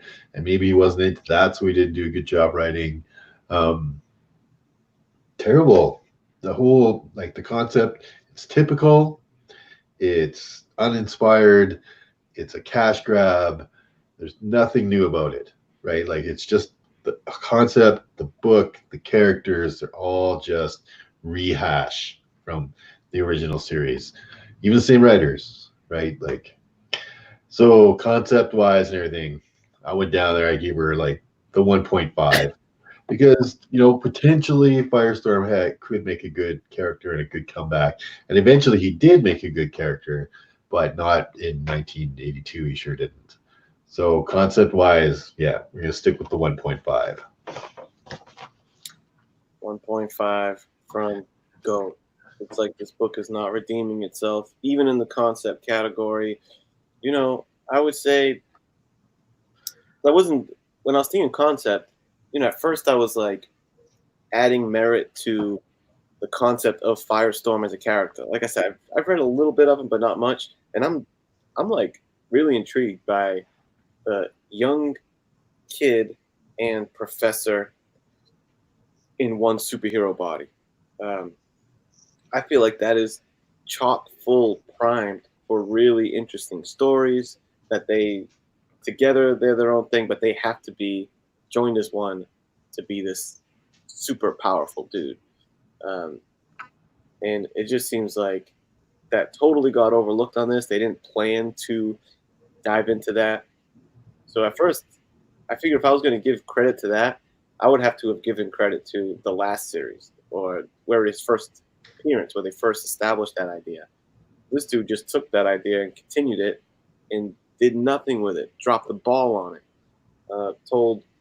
It looked like they didn't have focus on, did we get set up for the next issue on this? Nope. They didn't hook you and say, oh, get ready. We left on a real cliffhanger.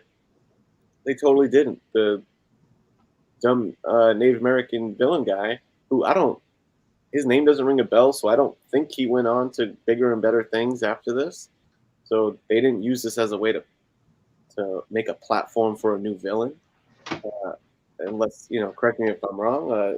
I think they just gave him some villain of the week, Batman 66 type treatment, and that didn't do the book any favors. I don't think any of us were hooked to check out issue 2. I'd be surprised if the readers in '82 were hooked to read the issue number 2. So, like, yeah, it's a fail. It really is a fail. Let's see, what's redeeming about it? Because, like I said, I try to, like, is there any merit to it? It's, like, totally routine, procedural reboot of a character. You know what? Fuck this book. 0.5 for the concept. Oh man! I'm trying to think of something. The fact that it is a comic book, I'm going to give it a 0.5. 0.5. Wow. Harsh. Brutal. Harsh. Yeah, I think it's more because I'm like, oh, I want to hear a cool story about this character, Yeah. and I'm like angry that they totally didn't do that. There You could know? be. It's a spiteful 0.5 because I want a good Firestorm story. Yeah, man. Like they don't even like the character that he fights, the villain. It's not even like his power is like nuclear against him or whatever. Like they don't even work together as like powers. Like the guy's got mad. Anyone's villain. Yeah. Like, the whole thing, I was just like, no, this is just a money grab. I'm sure that's what happened with Jerry's writing. He just was like, fuck this book, right? Like, let me phone it in here. Actually, you know what? There was one interesting thing actually in the book. Now I think about it, the fact that the professor was asleep or unconscious when the bomb went off or when the explosion happened.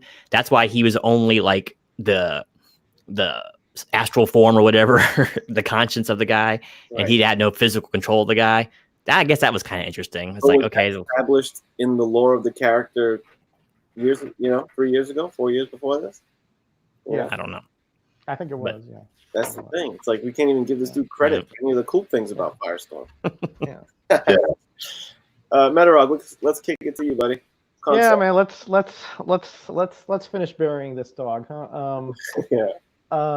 There's not a lot I can add. You guys did pretty much hit the nail on the head. I mean, I thought of something tangential that maybe could be why they brought this back. I remember in the Super Friends that he showed up in the later seasons of that show, and maybe they wanted to dovetail upon the popularity of that, or it was maybe vice versa, that he appeared here and then on the show.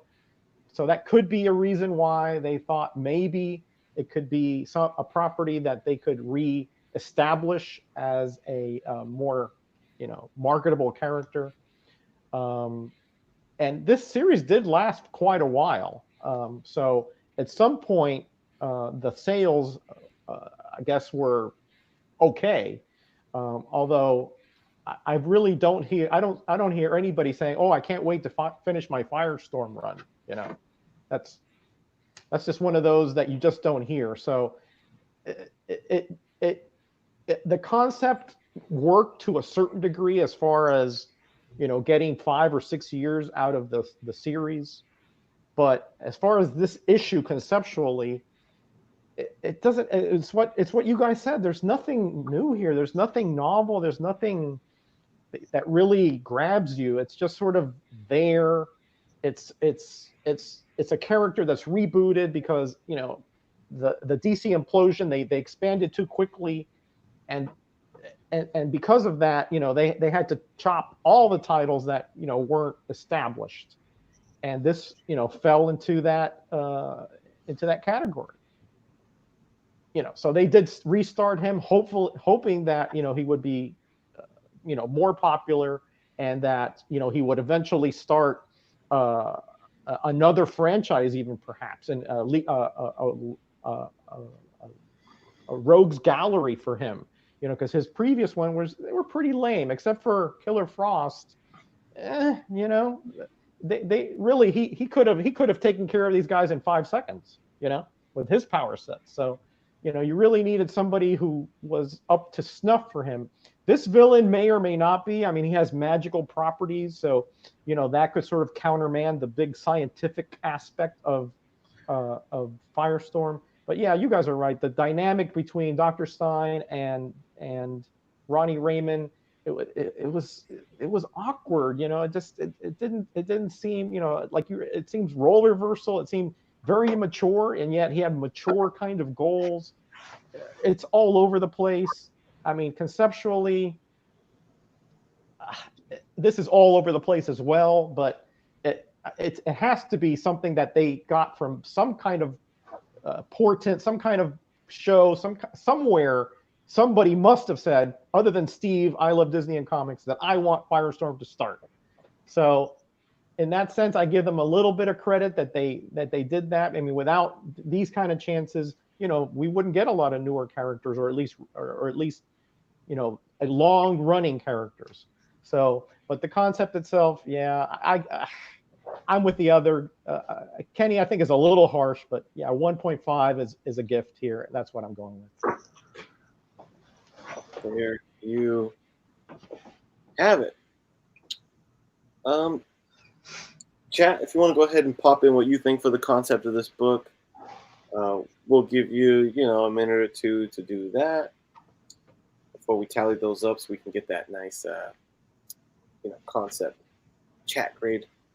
See how we did there, and then we'll just give, you know, our quick summary overall. I have a feeling that that round's probably gonna be pretty brief and to the point on this one. Yep. Yep. While we're doing that, I think I found the interior splash page cover swipe or splash page swipe. I'll see if it lets me do it. Yeah. Hold on. And then, are we gonna announce next week's or next episode's book towards the end of the show? Yeah, we are. Dave is. Yeah, we are. I got it. It's right up here. We're gonna do it at the end. There he is. Yep. Yeah. Oh, wow. There you Man, have Bam. you know, Howard's gonna get sued. Woo, Nailed it. You're pulling from. Whoa, That's some old school movie, man. that is old school stuff right there. Yep. I knew it That looked is old familiar. school. Yeah, I love that See, movie. that never even occurred to me. Your mind is it's amazing. What can I say? What did he used to call the radio manager? Pig vomit. Oh, I don't know. I remember Baba Booey or whatever his name was, but In the movie, it was the Paul Giamatti character. The guy was, I think he used his name for him, and that was I think it was Pig Vomit, which was funny. I haven't seen it since Let me know in the chat. it's like the year it came out or whatever. It was something to that effect. It definitely was not a term of endearment. I don't think I've ever seen that movie. I was a big Howard Stern fan, so This book this series ran 100 issues. Did it get better? Gray Man, obviously you've a lot of this stuff, but I don't know if anyone else read it further. I haven't read the whole thing. I've read I'd say at best it got average, you know, at best. I haven't read the whole thing, so maybe there are runs in there that are good, but you know, I wouldn't put it in my top 100 series, you know. Not even close. Yeah, that was rough. Of course, X-Force got better, right, later on. So who knows? in the first wave, the first volume only went like 5 issues, right? 5 or 6. Yeah, only went 5. Yeah, went 5 issues, that was not due to popularity or sales. That was because DC had way too many titles that they didn't have the staff to support. They grew too quickly, and so they imploded. And you know, a lot of series went down that were really good. You know, Freedom Fighters went down, OMAC, Prez, you know, a whole bunch of them. Oh, Prez was before. Well, you know, it's a shame because I think the character could be pretty cool if they did more of the tormented duality dynamic. You know, the brash young kid wants to go blow everything up, right? Because he's a brash young kid, and the professor's trying to calm this guy down, saying, you know, you can destroy the world if you keep this kind of thing up. I think if they turned it maybe a little more dark, it could have been a lot more intriguing of a character. But at least how it starts here, it's just no. Or just like put him up against some better villains, man. Like, why would you be low-level chumps? Like, shouldn't he just be like, okay, well, here, I make the floor underneath your feet lava. There you go. You're dead. Right? Like, that's it. That's it. Yeah. It would be over. And like, I always think like the Flash should be much more powerful. His villains, you know, he should take care of those guys in not even a second. Yeah. Because they can't see him.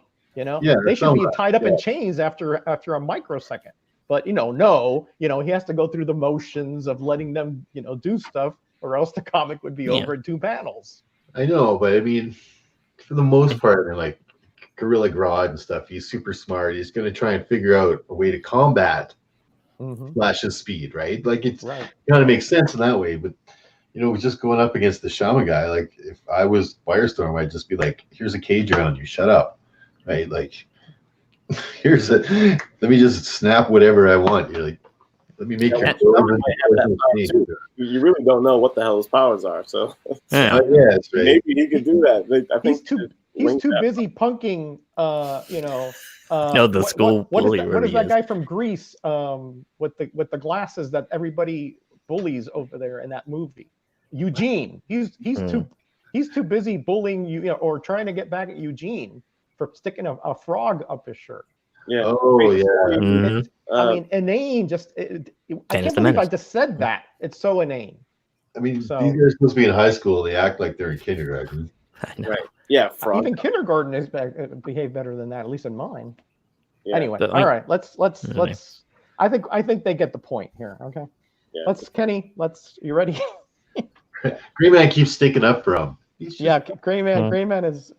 I miss Gray Man because the man, he has a certain perspective that nobody else knows, and that's what I love about Gray Man. All right, Kenny, you ready? Yes, sir. All right, 1.5, 2, 1.5, 1.5. I never quite get the concept angle. The first book may have sucked. I don't know. 4 for Gray Man, 1, and 1 for D-Runk. Did you say 4 for Green Man? Yep. Yeah. He said 4. He must be special away. He is. Which rounded this baby up to a 2, 1.8. 2. Made it a 2. Gray Man skewed it there a little bit. Good. I'm sure he's proud of himself. You say a 2.8? He sticks up for 1.8. his character. 1.8. So 2? So 2. Yeah. Okay. All right. Hopefully we can have him on a guest spot sometime because I miss him badly. Now for the overall. Yeah. Overall. Overall, I think Miracle's first, right? Or am I first? I forget. 1, 2, 3. Well, who was first? No, I think I'm first. I started. Yeah, you're first, right? Yeah. Overall. I mean, overall of what we've been saying this whole time. Like, it's not. The cover is mediocre. The interior art is horrible. The storyline goes nowhere. The concept is just a money grab, and it's not. It's like you're like, oh, a rebooted character. It's not even a reboot. It's just a rehash, and yeah, like every little bit of this book has some sort of problem with it. The coloring is dull at times. There's lots of places where there's lack of shading. Like lots of times we talk about overshading. There's lots of lack of shading here. The editing. I don't know. Lynn Wine was too busy doing a bunch of other stuff. It was awful. Like if DC was having a problem with too many books, I mean, this one should have been. I don't know why they brought this one back. Maybe they thought, Firestorm, the original series, sold really well, but we just couldn't sustain it. Maybe we should bring it back. But Jerry Conway was just like, nah, I'm bored of that. I don't want to do it anymore, kind of thing. Or nobody wanted to do it anymore, being a rehash kind of thing. So we got relegated to poor artists, writers that were phoning it in, editors that didn't give a crap, colorists that were just rushed, it looks like. So overall, I got to give this book the 1. I'm just going to stick with 1. Yeah, and that's just because some of the colors are all right. Magnanimous Dave. All right.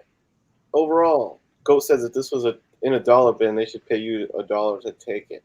Yeah, no doubt. I mean, I do usually like to go as just an average. Even though I'm probably gonna round down on this one.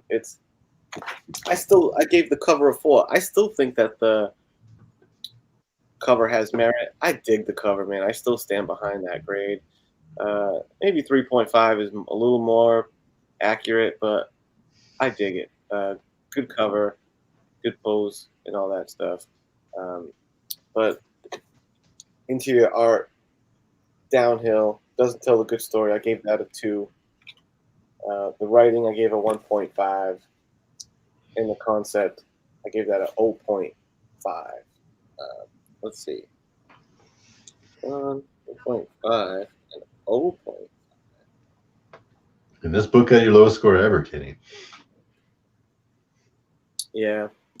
Yeah, I think, yeah, I've never given out the 0.5. This one got it. No bueno. You know why. And actually, the aggregate of all that gives it a 2, which I think is about right because you got to represent for the cover. I got to give the cover credit where it's due. So, all that being said, overall, I'm going to give this thing a fitting deuce. Hitting deuce. Right. Man. Okay. Yeah, Kenny. I mean, I think the cover was not bad. It was better than average. Could have been a lot better, but thought it was pretty good. I mean, I really like the color contrasts and the fact that he is. I'm not crazy about the pose itself, but I like that that you see at least a little bit of what he is and what he can do there. And the floating heads I thought were kind of a miss there because again they're just not that familiar with them yet. I mean it's almost like he's thinking, oh look at this, look at all this great stuff. It didn't really come off like that, but I just thought that even just with the blue background and the pose of the Firestorm was better than average. I gave that a 3. Art, oh, man, the layouts are so troublesome, and the panels were so distracting, and some of the art was really just not detailed at all. Really, storytelling elements of the art were just bizarre sometimes. Choices as far as how the panels flow into one another, and then the shapes and how the art was compressed. Sometimes I had to squint my eyes to see if I can get everything out of it. Very, very troublesome. But I do like the facial expressions. I do like the fact that the American Indians had a very a good look about them as far as uniqueness. And he did have that one good full page splash, which I thought. So I got a 2, which was a gift, but I still give it a 2. The story, I'm not going to go over this dog again. I mean, I was going to give it a 1.5. I gave it a 2 because I thought, I like the Indian aspects and the shaman and how that part played out. But maybe I gave that a little too much credit because the rest of it was just zeros, honestly. It was just, just terrible. No storytelling here. It was just like, it's almost like pot shots of little vignettes of behavior, of all kinds of weirdness of teenagers and professors making coffee in their laboratory. Just bizarre as can be. Concept, again, not much better. Just sort of there. Rehashing a character, starting them again after a cancellation. Maybe he has potential. I think the villain does have potential, but the concept was really should have been a lot, more thought through. Should have been a lot bigger splash. Should have been something that really took your attention to the following issue, and none of that really happened here. Overall, I guess an aggregate is probably somewhere in the 2s. I want to give it a 1.5 just because I'm so disappointed. But again, I do think the villain has potential. I do think the cover is okay. I just wish that they would change the writer, change the artist, and change the direction. So other than that, it was good. But no, I'll give it a 2. And that is, barely a 2. 2 from Netherrock. Miracle, what are you doing? I heard someone trying to light a Zippo. Yeah.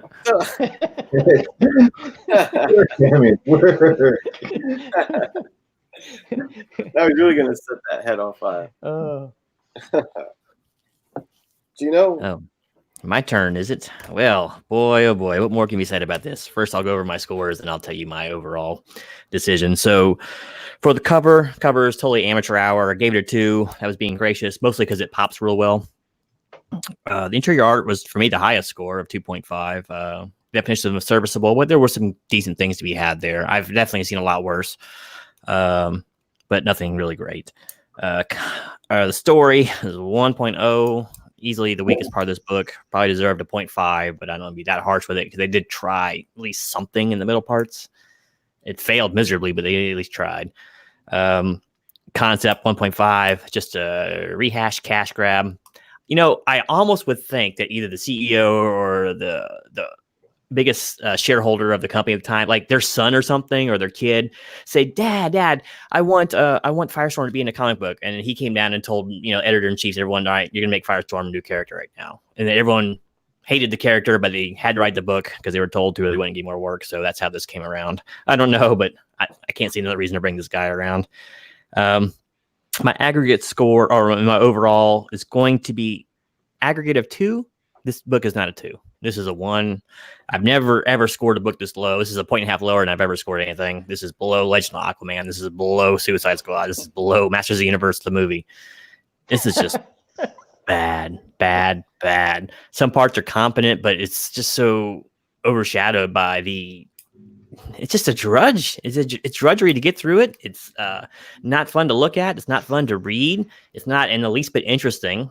I don't care if there's a 2 or 100 issues of this. I don't have any desire to read any more after this one. Maybe I'm being too harsh on it. I know they're trying to develop the character, but they didn't really develop it very well, and they sure didn't make him interesting. Yeah, so I don't know. 1. That's the best I can do for it.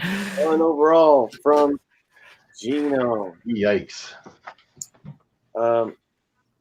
There you have it. Let's see. Want to recap you can recap the grades, Genome.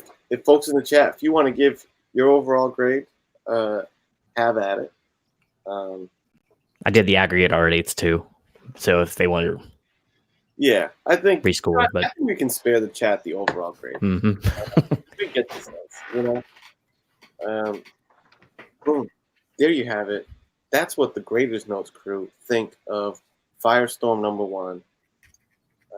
Firestorm #1 has just been Graders Notes. Can we use that as a verb? We just Graders Notes it. Absolutely can. Mm-hmm. Absolutely can. You got this great ad on the back. What? Great ad for Western stuff. Mm-hmm. Lone Ranger Western Town. Oh, like a little diorama. Yeah. From Ertl. That was so popular back then too. Shows you how stuck in the past this comic was. Exactly. Lone Ranger, was he popular in 1982?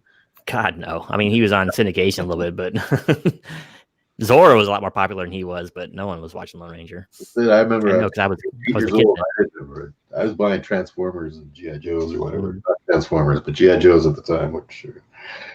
Shout out to DS Comics in the house. Says, guys, you're killing me. It's better than a 1. Dude has a flaming head. That's worth a point right there. Second best flaming head dude right after Ghost Rider. I don't know. I'd say maybe the Flaming Carrot might have something to say about that. Yeah. Jack-o'-lantern. Dormammu. Johnny Storm. Yep. Human Torch. Yeah, he can make parts of his head fiery. What about the Pyro has that skull? flame thing, but it's more like his the hair. flaming skull from the Golden Age? Oh yeah, I actually have a blazing skull, Captain America copy too. Ah. Yeah, I'm definitely not mad at the concept of the character, and even his look. I'm not big on the, with like that Seinfeld puffy pirate shirt, whatever sleeves that he had. I know, that's what I thought that too. I don't want to be a pirate. Yeah. But overall, I think he seems like a cool character. But what is he? Is he a fire guy or is he a nuclear guy? Make up his mind, That's a good point. I was thinking the same thing. I'm like, yeah, nuclear, fire, mutually exclusive. Yeah, like can he have like one of these like things going around his head, like fire? Yeah, I mean, when you drop a nuke, stuff will set on fire, but still. He'd be better looking with that little fucking protons zipping around his head. All right, guys.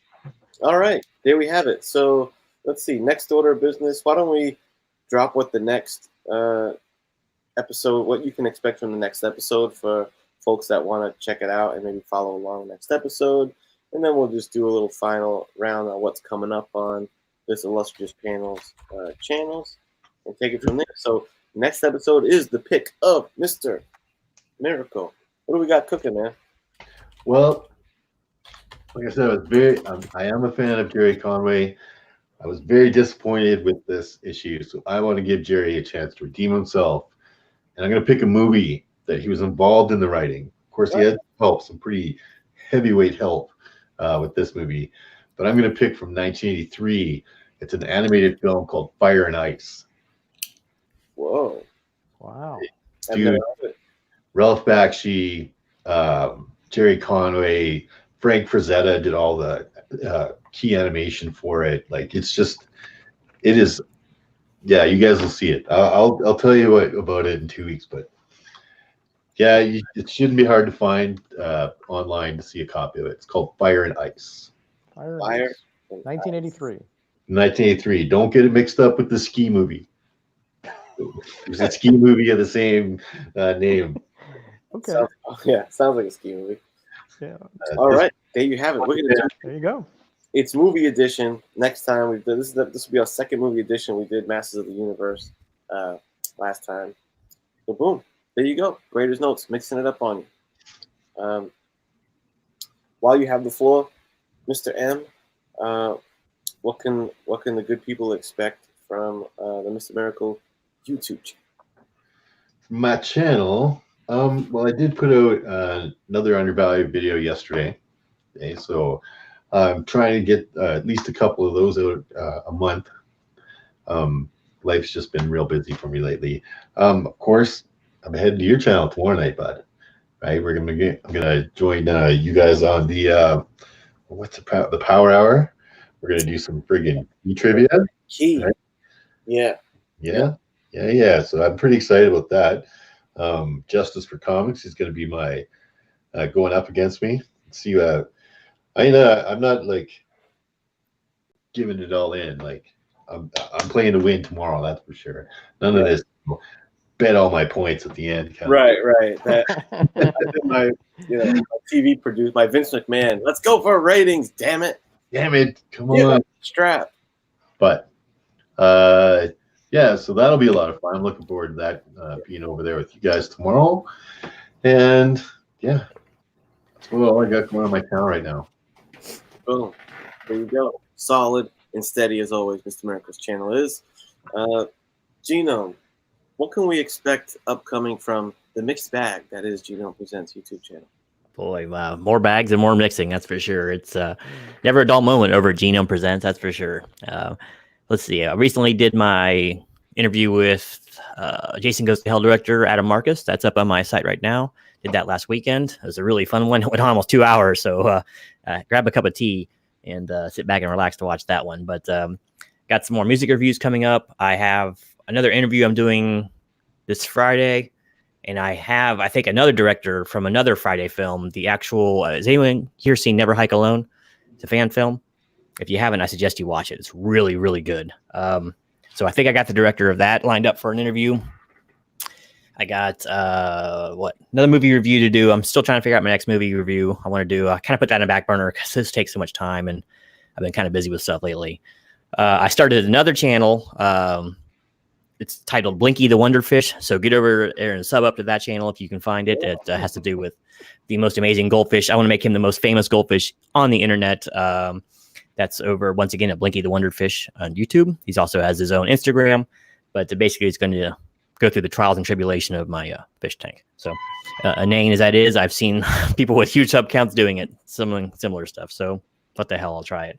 Other than that, just business is random usual over their channel. So I look forward to that. I got to do my cover of the week. I did my cover of the week this week. So I got one to do in the next couple of days. So stay tuned for cover of the week too. Got a good comic picked out for that one. So yeah, so business as usual over at the channel. Just chaos reigns. Oh, bombshell reveal we just got here. Blinky the Wonder. Genome has a second channel for Blinky the Wonder Fish. So cool. Sub it up. Check him out on Instagram. There's a new fish in town, brother. Let it rock, my friend.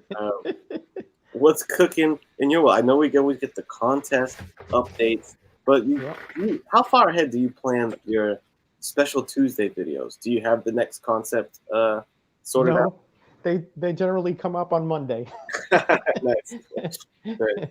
I do have a few ideas. I always have a lot of ideas, but some of them I'm thinking, boy, nobody's going to watch this, so I flush them down the toilet. But yeah, I'll come up with some kind of funky video for Tuesday, probably looking at some of the most obscurest and probably the most bizarrest of comic book coincidences. But it's just something I have in mind for Tuesday, but it may or may not happen that way. And yeah, on Saturday I usually have my support videos for all the great people out there in this community that go out of their way to make a contest, for our benefit, give out comics, give out sometimes money, depending what it may be.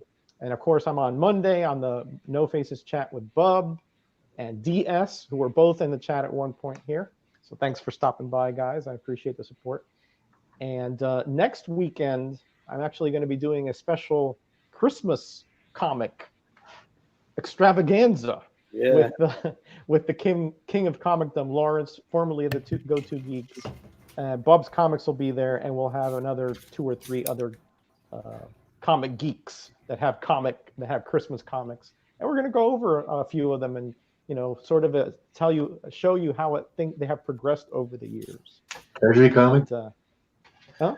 You gonna do the Treasury holiday one? I bet you that's going to be in there. Yes, that's going to be. Yeah. So that's what I got up. Very nice. Lots of good stuff to look forward to there. And as far as myself, man, the all points bulletin for tomorrow night, man. On this very channel, in the Mega Power Hour time slot. It's a Mega Power Hour special edition, technically. We're running a new episode of Name That Key. Name That Key is back from its hiatus. I've got I think, it's not going to be an easy 20 books, brother. So it's going to be really interesting. We're pitting together 2 pretty strong minds in the game, I think. Mr. Miracle has already had a pretty good showing, but I was able to stump him. That's right. So he's not infallible. So will his opponent, Justice for Comics, be able to sneak some jabs in, maybe get some steals? We'll see how evenly matched are these 2 gentlemen. Can't wait to find out. It's going down tomorrow night on this channel. I think, I don't know if we said 8 or 9. Is 8. 8 Eastern? Yeah, I think we'll do 8 Eastern. So yeah. I'll be there. I'll be in the chat. Yeah, awesome. We love having people in the chat because, they have a couple of special moves they can pull. One being the wagering of points. You can, bet points. But if you lose, you lose. If you miss the question, you lose those points. But if you win, you gain that amount of points. Yeah. So it's a very bold move. Davis looks to be a little bit concerned about that. Oh, I'm not concerned. Oh, you're not? Okay. Oh, no. Not when it comes to this. Read you wrong. Sorry. But the other the other move they can pull is essentially the phone a friend move. So that's why we invite you to hang out in the chat so you can be in a supportive role. Who knows? Miracle might need your help. Justice for Comics might need your help. He might call upon you. So tune in. Aside from that, I'm going to do another one of those buy it now sale things again, I think. I had fun with the last one. A little different than the auction format, and people can pick up cheap books. I always round down on values, round down. So I put up pretty solid $1, $2, $3 books. So good stuff for you. Like I kind of alluded to before, I think I am going to C2, E2. I'm going con crazy in 2019, brother. So I'm gonna close out the year. 2020, I think. 2020. Oh, that is right. It's next year, 2020. Yeah, next year. Yeah. February. I'm going to kick off 2020, right? Unless you got the DeLorean handy, it's Yeah. 2020. Yeah. It's in the shop. So Kenny, did you get your first Taskmaster sold? I did. Well So- done, well done. Out the door. So, you know, it only lasted for a day. So I guess if you notice, I dropped it the day after the trailer dropped. So they always say that's when you put it out. And That's one of the. Yeah. it worked. But as always, I gave a good deal on it. Just like I always give all my deals. Just like I will give good deals on the Buy It Now sale that's coming up soon. Because I'm trying to get some shekels together for the trip. Good job. All right. Nice. That's it. Jay. Bueller, welcome to the show. That was Glad you could catch us at the end. Jay Hood saying, "Oh snap! I gotta stop buying books so I can hit C2E2." Also, that would be pretty fire, brother. Because so far, me and D-Runk Comics, me and D-Runk are shacking up together, brother. Out there. All right. No innuendos there. Me and D-Runk holding it down, and Bear Island, Comic Books NYC. It's a murderer's row, brother. All right, I'm rambling. Thank you for tuning in. We appreciate you always. And until next time, see you in a couple weeks. Bye, guys. Well.